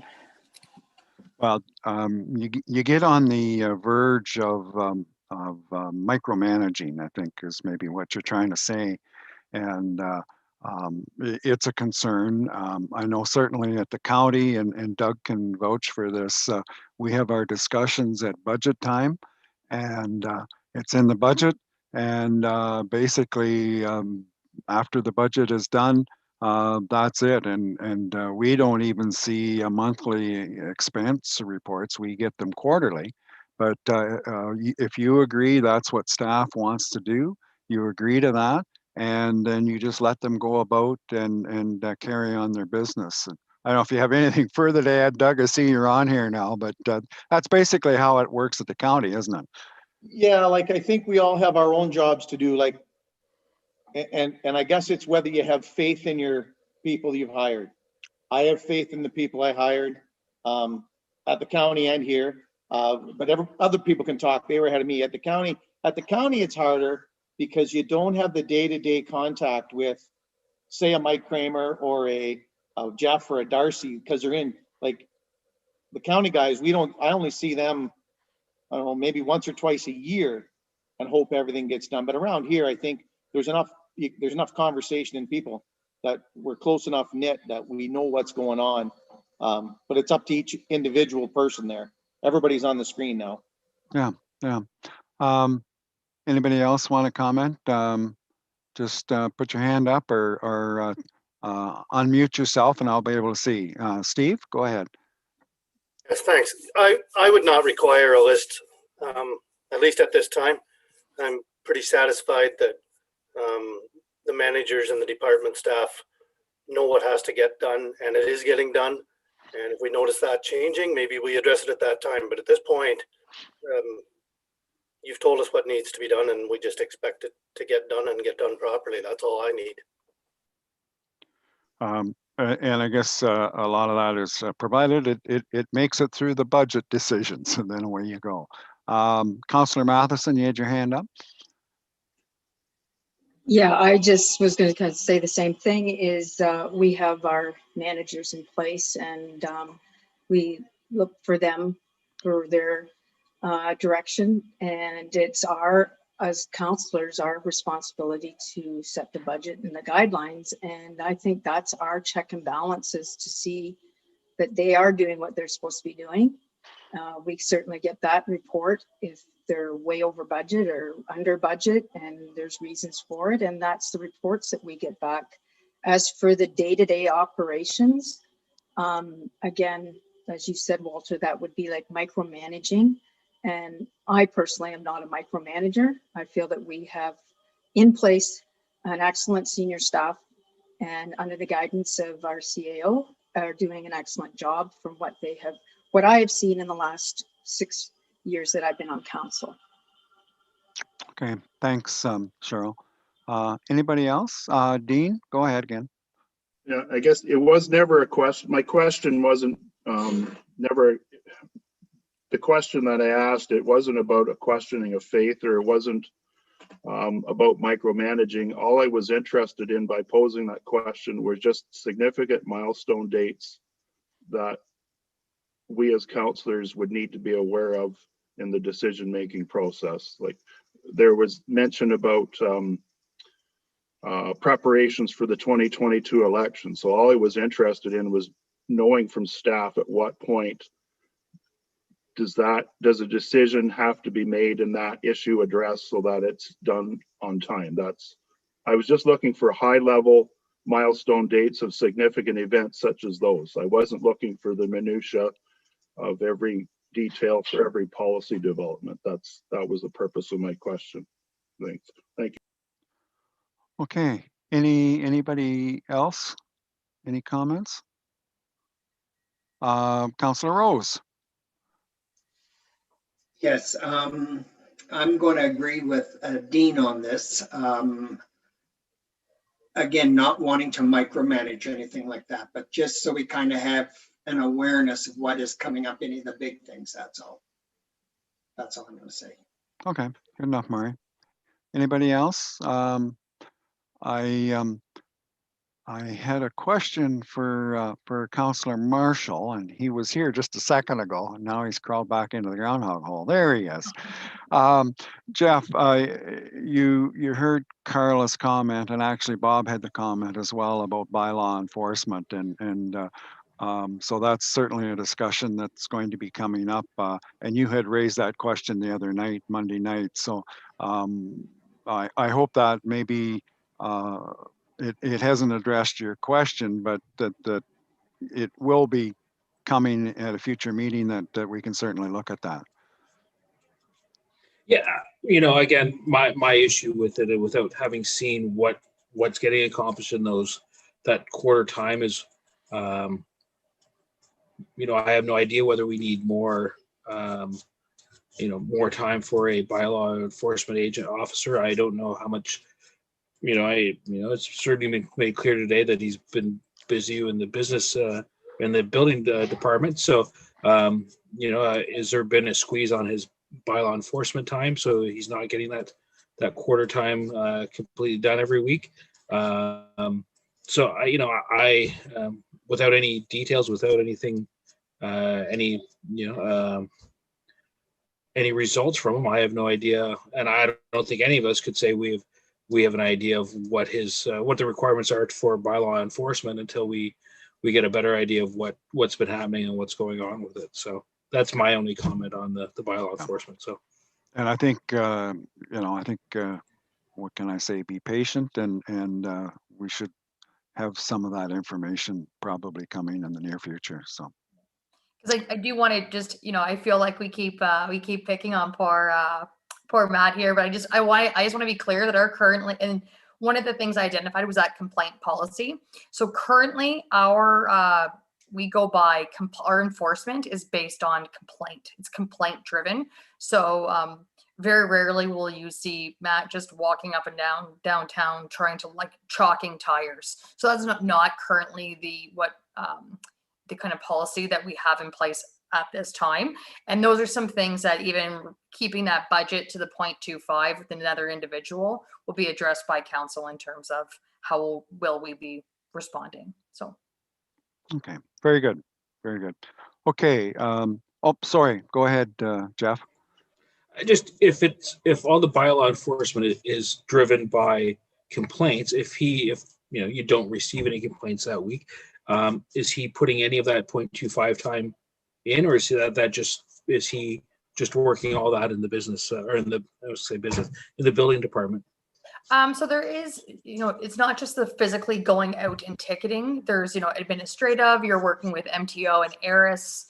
We do have one of my team members now, very recently, helping him administratively. But this also comes down to false alarm reports from OPP that we receive.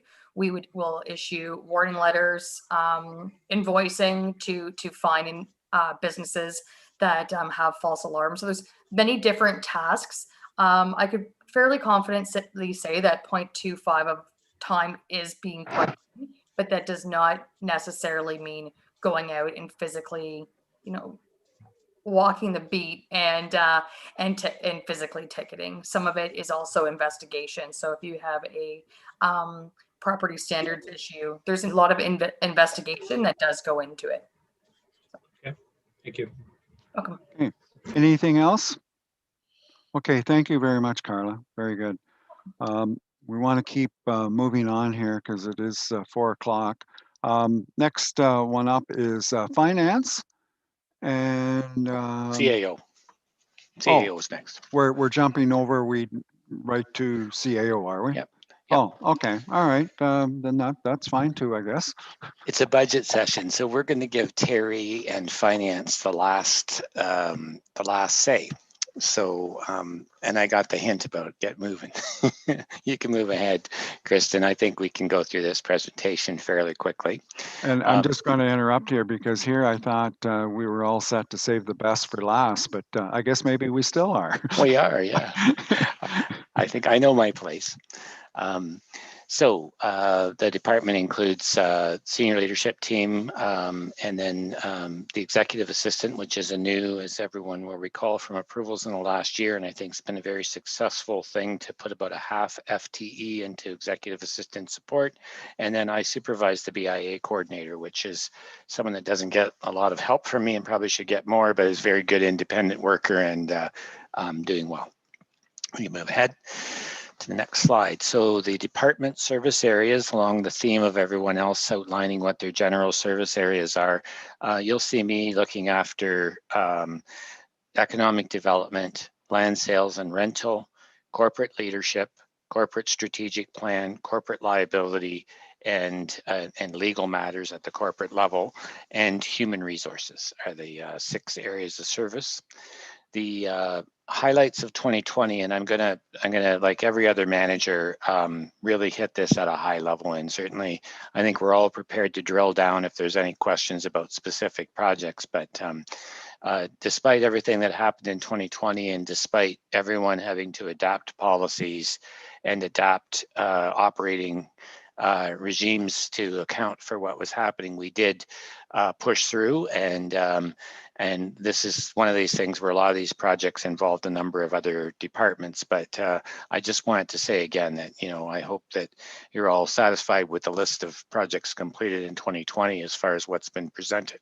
Out of my department, there was a lot of support for downtown Mitchell, the BIA, the Heron Business Park design of joint stormwater has gone forward. I will mention in 2020, we had quite a substantial amount of work completed on the joint stormwater facility. And I'll talk about, I'll mention right now that the preliminary plans were actually delivered yesterday and they have to be reviewed, but we have them.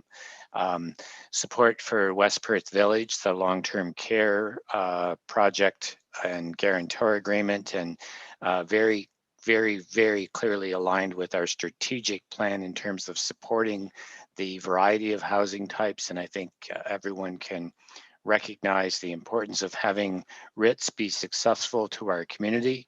And I know when I first arrived here, we were very concerned about the number of people who were looking for alternative arrangements in other communities, and managing our way through that, ensuring that a long-term care choice remains viable here is a big part of the council decision to support that.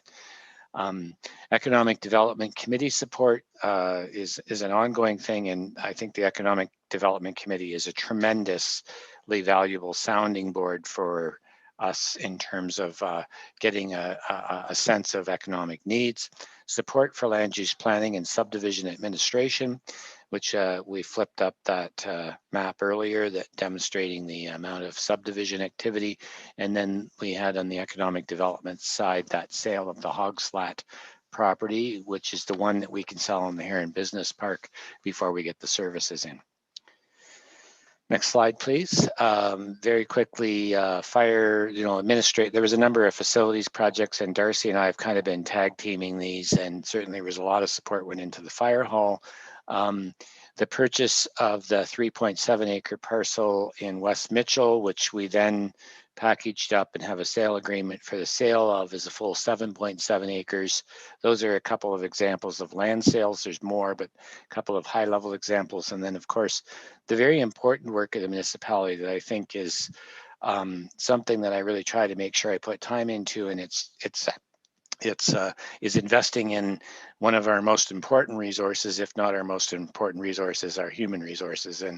And we made a lot of progress in 2020 on the market check, on reworking personnel appraisals, performance appraisals, I should say, on recruitment, on policy development and management of HR matters that are critical to the good function of an organization like this. Looking at 2021, I want to keep pushing on the completing that Heron Business Park stormwater design. It is an inline task to finalizing the Heron Park servicing, sanitary and water, and a very big part of that this coming year will be negotiating a partnership agreement for the land and the easement to get to the stormwater pond. And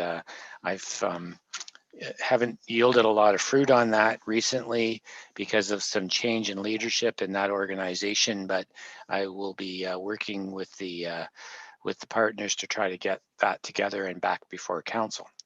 New planning services agreement is pretty well completed. A big presentation to council this last council meeting about moving forward, and the agreement was located in the council budget. The council bylaw section for the first. Continued support for subdivision and development, and we have a lot of interest in subdivisions. And that continued really strong encouragement for mixed use and staying disciplined to density and not allowing it to only be single family, which really doesn't help everyone in our community. It can be sold, but I think we want our community to have a more diverse mix than that, and keeping that, working those policies into the county official plan update. The memorandum of agreement with the West Perth Public Library was mentioned in Rosemary's presentation. I think a very important understanding. I mean, in the same way that good neighbors are governed by good fences, I think good partners are governed by good agreements, and we've never had an agreement. And I think this is a really good time to put one in place because we have a really great working relationship to leverage off of.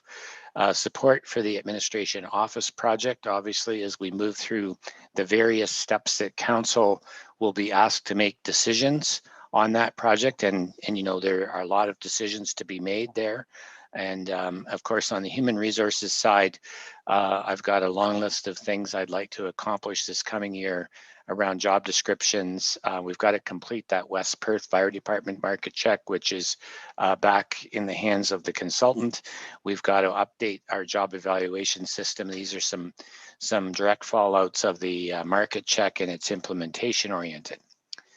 Moving into 2022 and beyond, that getting that agreement with our neighbor in Heron Business Park, the next task would then be, of course, getting that servicing, getting that tendered, installed and constructed, and servicing in place for the Heron Business Park, and then the work of promoting it.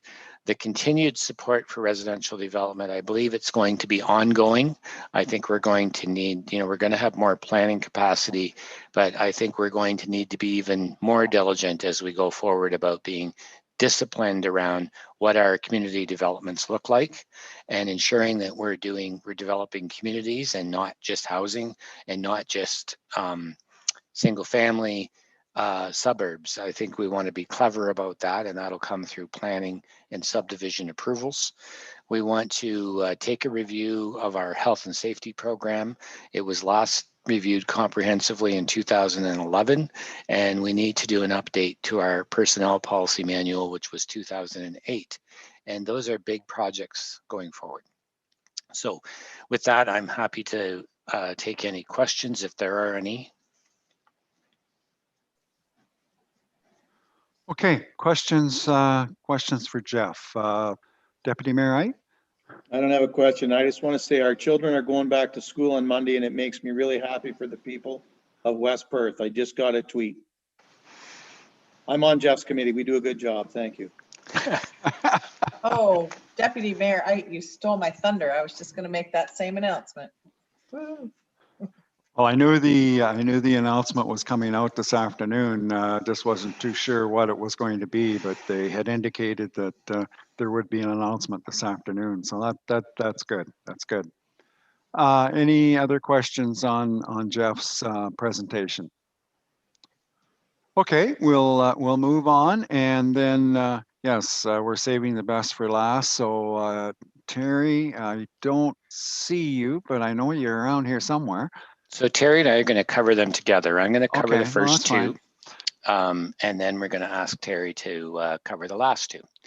So on the couple of, you can move ahead.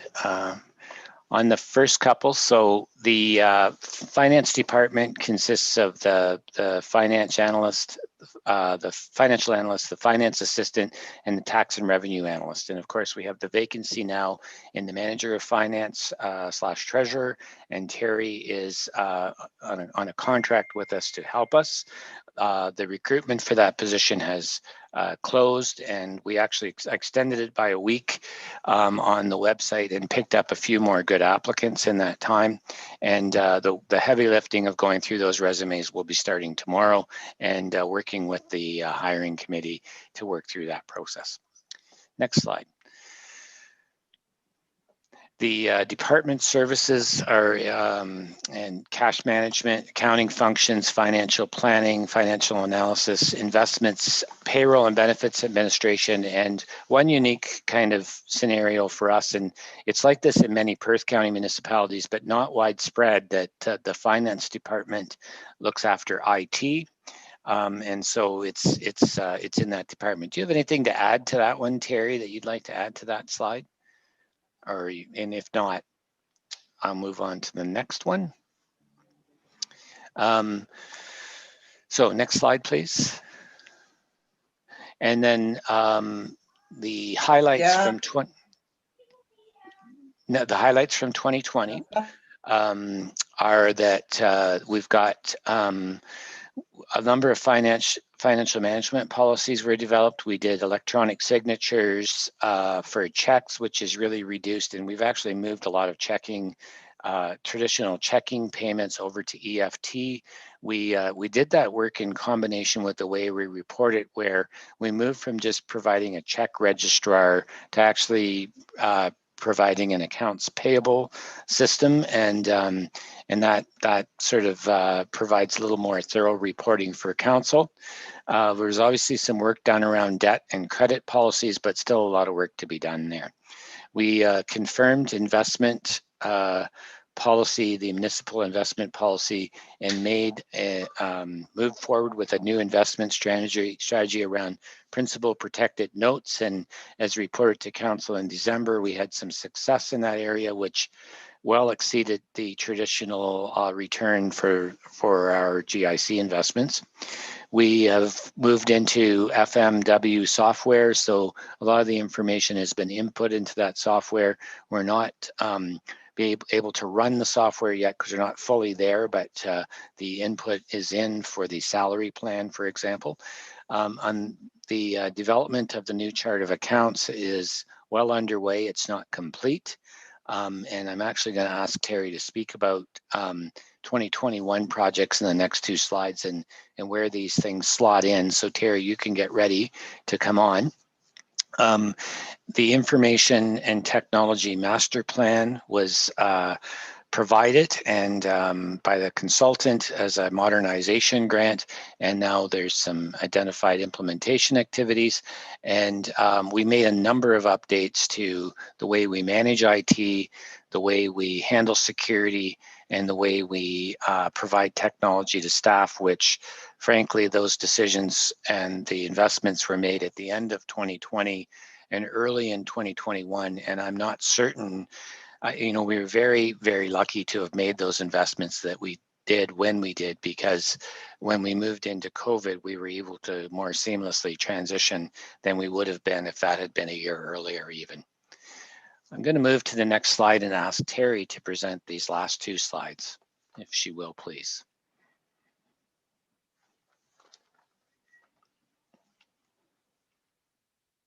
Have we got Terry on there?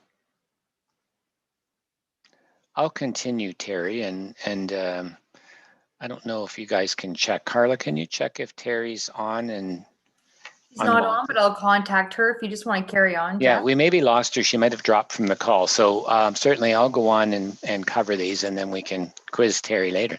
She's got the presentation and knows what I'm covering. So in terms of 2021 projects, I want to first of all emphasize that obviously with the change in a critical team player in a senior leadership team, a lot of these decisions about how to prioritize these tasks and how to implement them will come with a new treasurer. And in the meantime, we can certainly, we're going to work with Terry to be a custodian of our system and to develop a budget, but then we will need to work with a new treasurer to transfer all this information over. The chart of accounts is, I think we're estimating 80 to 90% complete. It's a project that is an important task for the organization moving forward in terms of how we report. It'll save a lot of year-end entries that have been very time-consuming in the past, but it's not complete and needs to be completed. Moving into the FMW software, a very similar theme. A lot of work completed in 2020, but it's not fully complete, and there is still more refinement to be done before we can start to use it to help us function more efficiently in finance. The asset management database falls in the very same theme. There's work being done to update the database, but it's got to be cleaned up before we could start to use it and move into the asset management area in a more working document kind of function. We have an IT master plan that speaks to more integration of the way we procure IT and have it work across departments. And there are implementation tasks that we want to complete in 2021. And again, a new treasurer is going to have to decide where to feed that work in. And finally, looking at the concept of the value of a multi-year budget plan.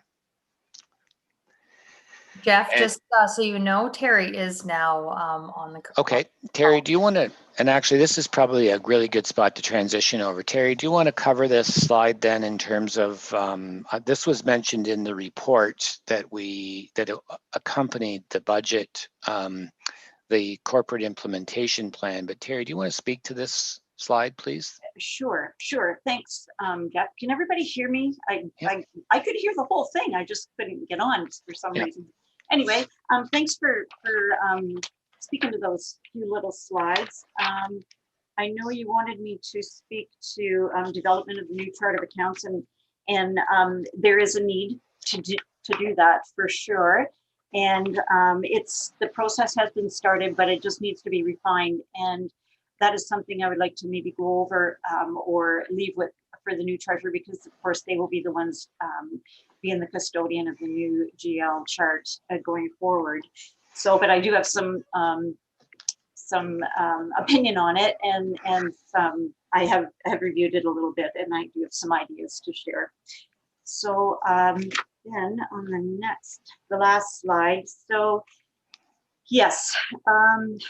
Critical tasks. Right now, we do need to complete the 2019 audit, and Jeff and I met with the auditors last Friday, and I do have a list of items that they need us to complete.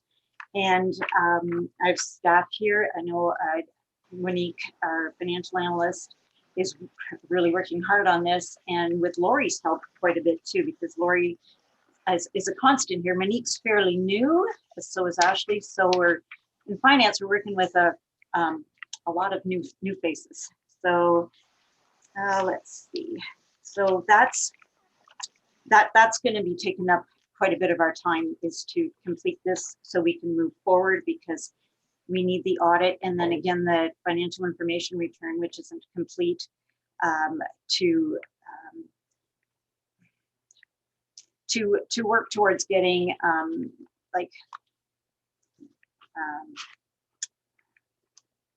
debt, and to work with Infrastructure Ontario. We need to give them and prove that we have our final audit done and final financial information return in order to work to getting with Infrastructure Ontario, maybe on getting some debt debentures for some of the projects that you had looked at before, such as the fire hall and I think Henry Street reconstruction. So anyway, we're working with that and hope to get that completed soon. And I don't have a timeline on that. There's quite a bit of work to be done. So we need to concentrate on that. And while we're doing that, we're working heavily with trying to complete some of the grant application reporting that's been outstanding. So some of them, like the OSIP and the ISIP for the Henry Street, and we did the MTO grant. Today we've sent that off. We've got some Main Street grant reporting to do and modernization funding reporting. So a lot on our plate right now. The 2020 year end and year to date reporting. So we're working with that also as we work along. The bank recs are almost complete for 2021 for the most part. For most of the banks, there's still a few that aren't done, and I need to review those. All of the transfers to and from reserves and getting a good handle on your reserves is going to be really important for me to understand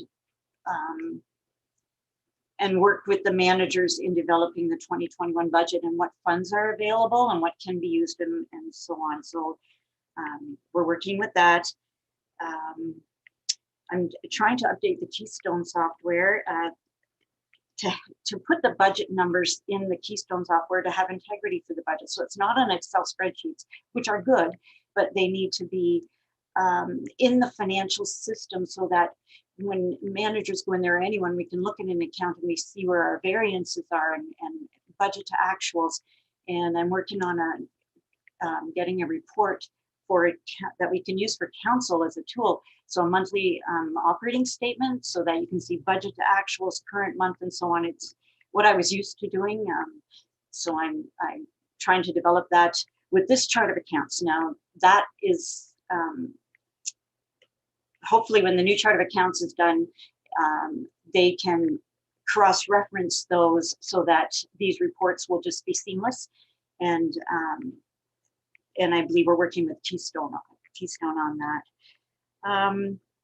Let's see. So yes, again, I worked so far. Darcy and I spent hours working on his budget. So that was a really, really good thing. And I'm getting to know the municipality more and more. It's a really high learning curve, high and quick. But this meeting actually is really helping me also too, to get familiar with what's past, so I can work with the 2020 year end versus what's coming forward to work with the 2021 budget.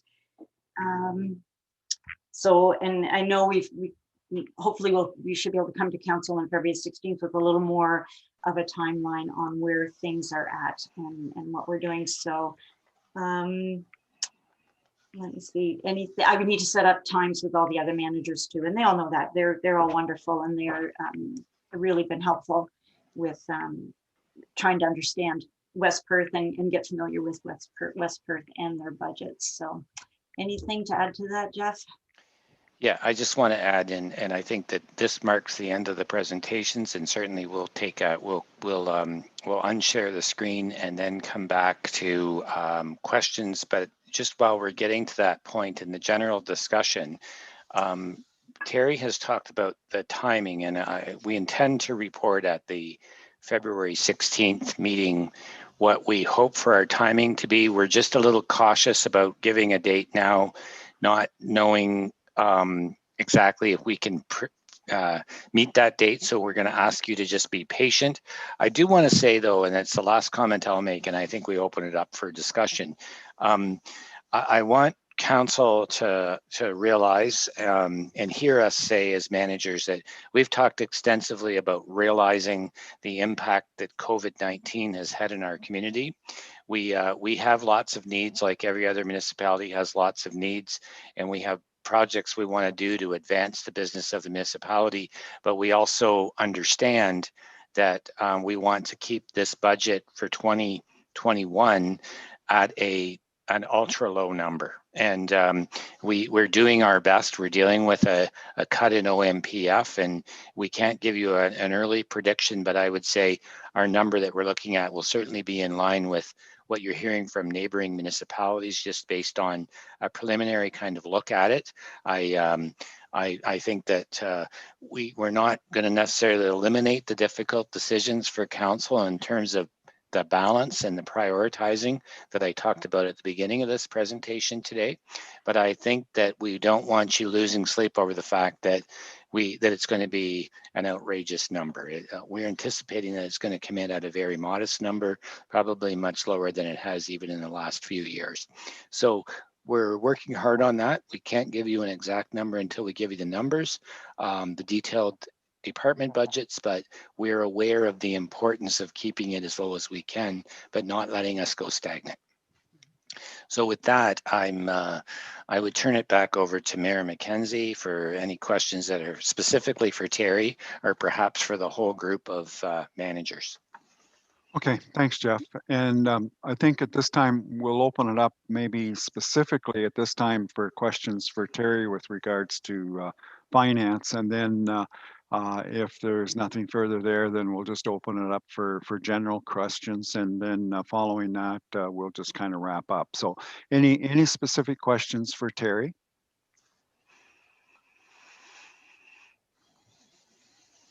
Looks like you're doing a great job, Terry. The whirlwind. Yeah, no, I think I think as a result of, and I hope everybody else has picked up on this today too, that how well our senior management team worked together. And this is a little different concept than what we have done in previous years. And I'm going to throw that out. And if everybody wants to put your video back on so that I can see your faces, I guess if there's no specific questions, and by all means, you can ask specific questions if you wish. But any comments on the format of this whole meeting this afternoon? And it's the intent that this would be carried forth as an annual operation or an annual event as part of the budget. So I'll open it up if there's any questions or any comments with regards to this.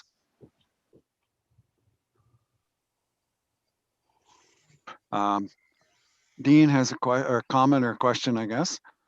Just a comment, Your Worship. I would like to thank staff for the time and effort that they put into creating this presentation.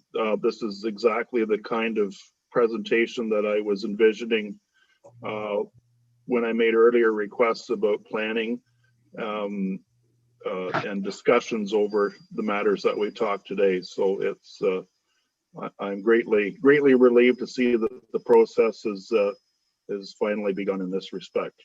Thanks again. Thanks, Dean. Anybody else? Comments? Any specific questions? Anything?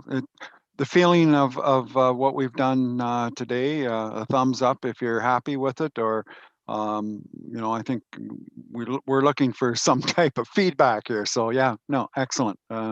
Yeah. Anything else? Carla, you have something you want to say? Sorry. Kind of, if there's no more questions, I just wanted to take this time to mention to council as well. Each manager just did their kind of 2020 highlights, but similar, not as amazing as the economic development year in review. That was very well done. They had some special graphics for that project, but we did from the mayor and staff do a year in review for the municipality. That will be the link will be going out in the tax notice that's being mailed this week, and we'll be pushing that out on social media as well, just highlighting, even though 2020 was hard, everything that we did accomplish. So that's all I wanted to add. Okay, thanks, Carla. Anybody else? Okay, we're pretty well, I think, to the end of this session then, and then I just wanted to again thank, I think, council members specifically for taking time out of a nice sunny afternoon to stay indoors and do a meeting. But I also want to again thank staff and department heads for putting this together. I had a number of comments and calls yesterday with regards to a request on Monday night. And so I just want to verify and throw this out, I guess, at this time.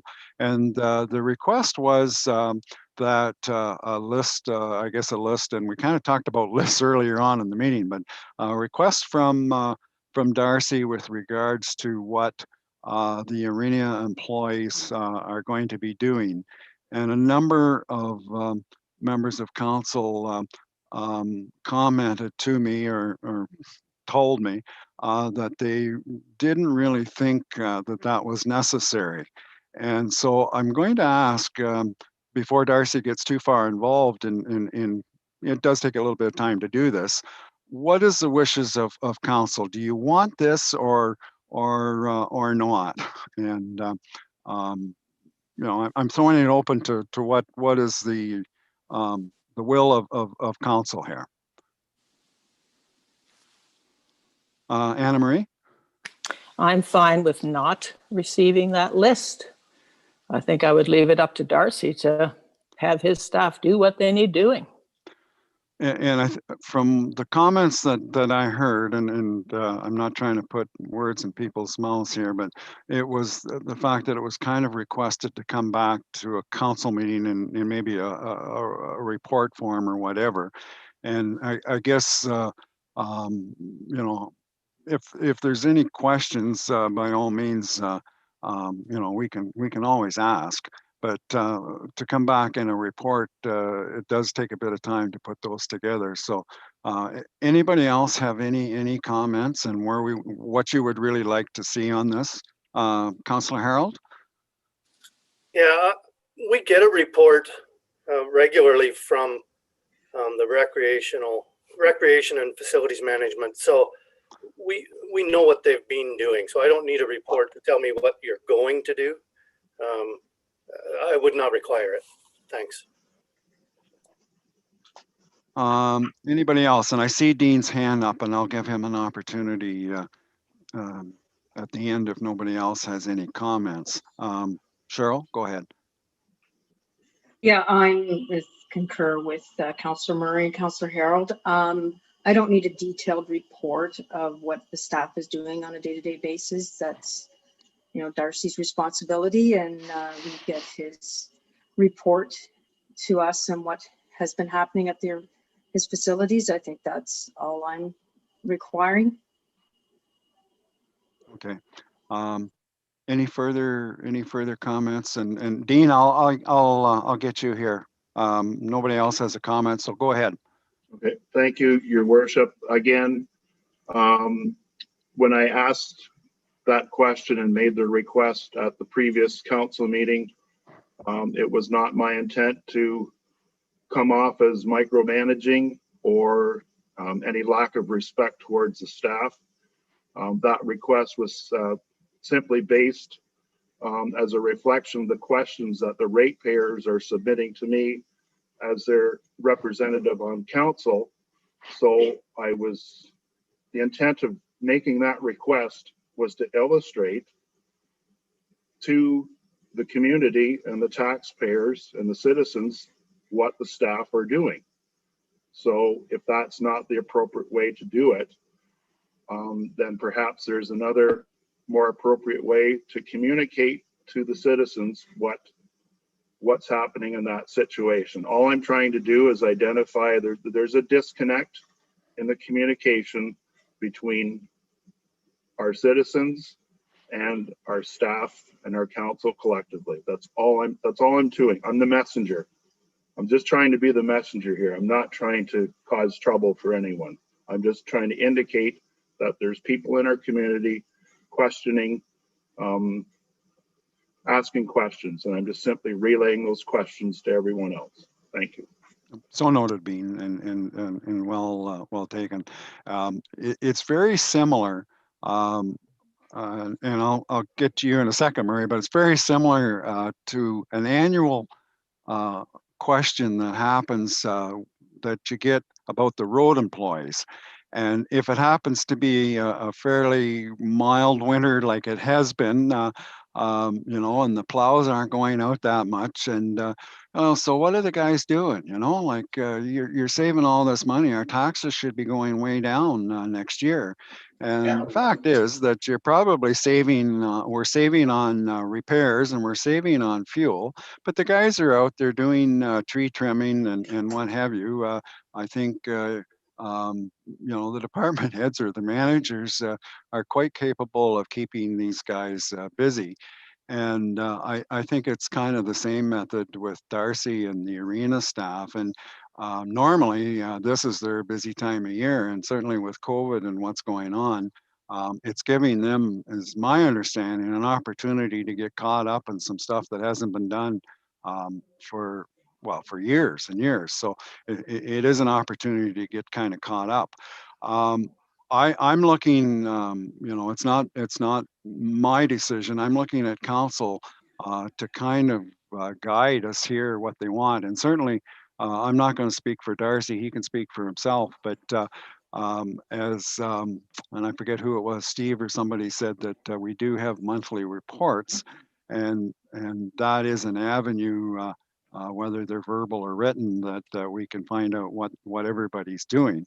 The fact is, we really haven't laid any of our full-time employees off, and I think that if we did, or if we had to, the problem is when things get back to normal is you end up training a new employee. So I know Murray had his hand up and then Nicholas did. So Murray, you go ahead first.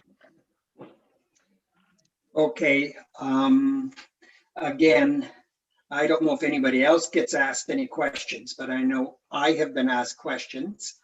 And sometimes you feel a little incompetent by not being able to answer all of their questions. It depends on what the questions are. I will tell them to go down to the office or get a hold of the office if there's something that I don't know how to answer. And the next thing is, again, with what Dean was saying, I don't think we're asking for a minute by minute reports. I think that's just kind of jumping the exact polar opposite from what maybe we were trying to say. But again, the reason that maybe we ask for some of this information is just so we can tell our constituents. That's the only reason. And no disrespect to any of the people that are working for us. Okay, thanks, Murray. Nicholas. I think watching today's meeting on YouTube would be a great way for us to get this story out of what is happening in the municipality so that constituents know what is going on. Basically, we've got the presentation of the highlights of 2020 and then the what we're hoping to accomplish in 2021. So pointing them toward this awesome story that we heard today would be a great way to show off what staff is working on each and every day. Okay. So I'm going to circle the chuck wagons here again and come back, I guess, kind of to where we were Monday night. So what's your wishes? Are you wanting something definite, concrete from Darcy, or and this would apply to any of our managers, I guess, but I'm using Darcy as a guinea pig here because that was what came up, and that was the comments that a number of you people had addressed to me. Or are we okay to you know, I trust is maybe a bad word to use here, but Darcy said he had all kinds of things for the employees to do. And I know what some of those things are, and I know that it's going to take time to do them.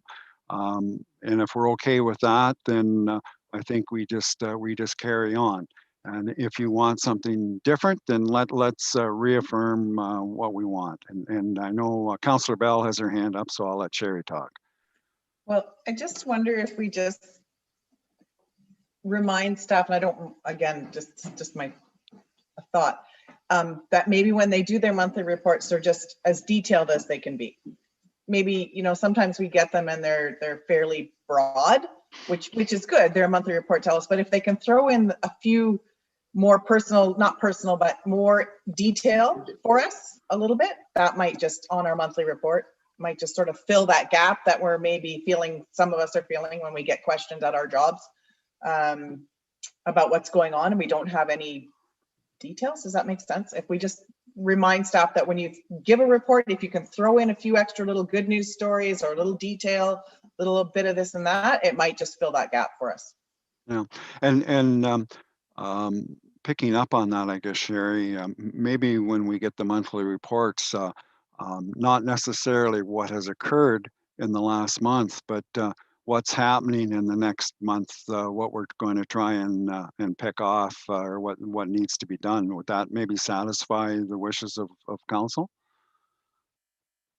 Okay.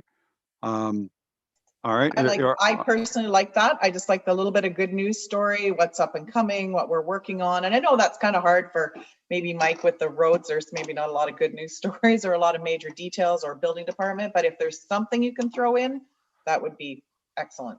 Yeah. Okay. All right. So we're good with that information to go to the managers and go from here on with that. I see some nods. Okay. All right. That's good. Okay. Is there anything else anybody wants to say at this time? I always thought, Murray, that the comments that you would get would be about Chrysler cars, but anyways, I get that too. Or the good deals, eh? I can go down the road and buy that cheaper. You gotta realize that wheat's $7.49 and soybeans are $15.80. Just quote those numbers, and that makes the rural people think, "Holy cow, we're doing really good." That's what I do every day. Oh, good. I'll try to remember that. I think you know, the farm community, and I say this tongue in cheek, but I think if you talk to any of the farm equipment dealers or fertilizer or chemical dealers towards the end of last year, I think their business was quite good with people purchasing what was going on. But you know, we digress here. So anything? Oh, Dean's got a question. Sorry, go ahead. I guess I would caution the deputy mayor that a year ago in March, especially in March, the wheat was not $7.50. The soybeans were not $17 or $16 or $15, and the corn was definitely not at between $5 and $6 or a bushel. So the markets are very volatile and very fickle. So most of them one have day you're in, they missed this. So I know, but yeah. One day you're in gravy, and the next day you're without. So things can change and happen in a hurry. Oh, for sure. And certainly within the last month, we've seen soybeans prices fluctuate 40 cents or more a bushel, and one day they're way up and then they go down, and now they're working their way back up again. So, okay. And the costs don't fluctuate with the price. The costs always seem to stay the same or go up. That's right. That's right. Okay, if there is nothing else, I just want to again thank everybody for taking time out of your busy day to participate in this meeting. I think the feeling I'm getting that it was a good thing to do. I think everybody is appreciative of what we've put together here, and as I said earlier, the intent is to have this as an annual event preluding the budget session. So. With that said, I think we will call this meeting to order, or not to order, but we'll look for a confirmation of what we've done here. I've lost my agenda. The computer just closed, but we do need a motion to what am I trying to think of here, Carla? There's no confirmatory bylaw. There on is this none. agenda. So we're just looking for an adjournment. Okay, so we just need a motion to adjourn then. So motion to adjourn at 4:45, moved by Councillor Rose, thank you. And do we have a seconder for that? Councillor Marshall, very good. Okay, thank you very much. We are, we didn't vote on that. All those in favor?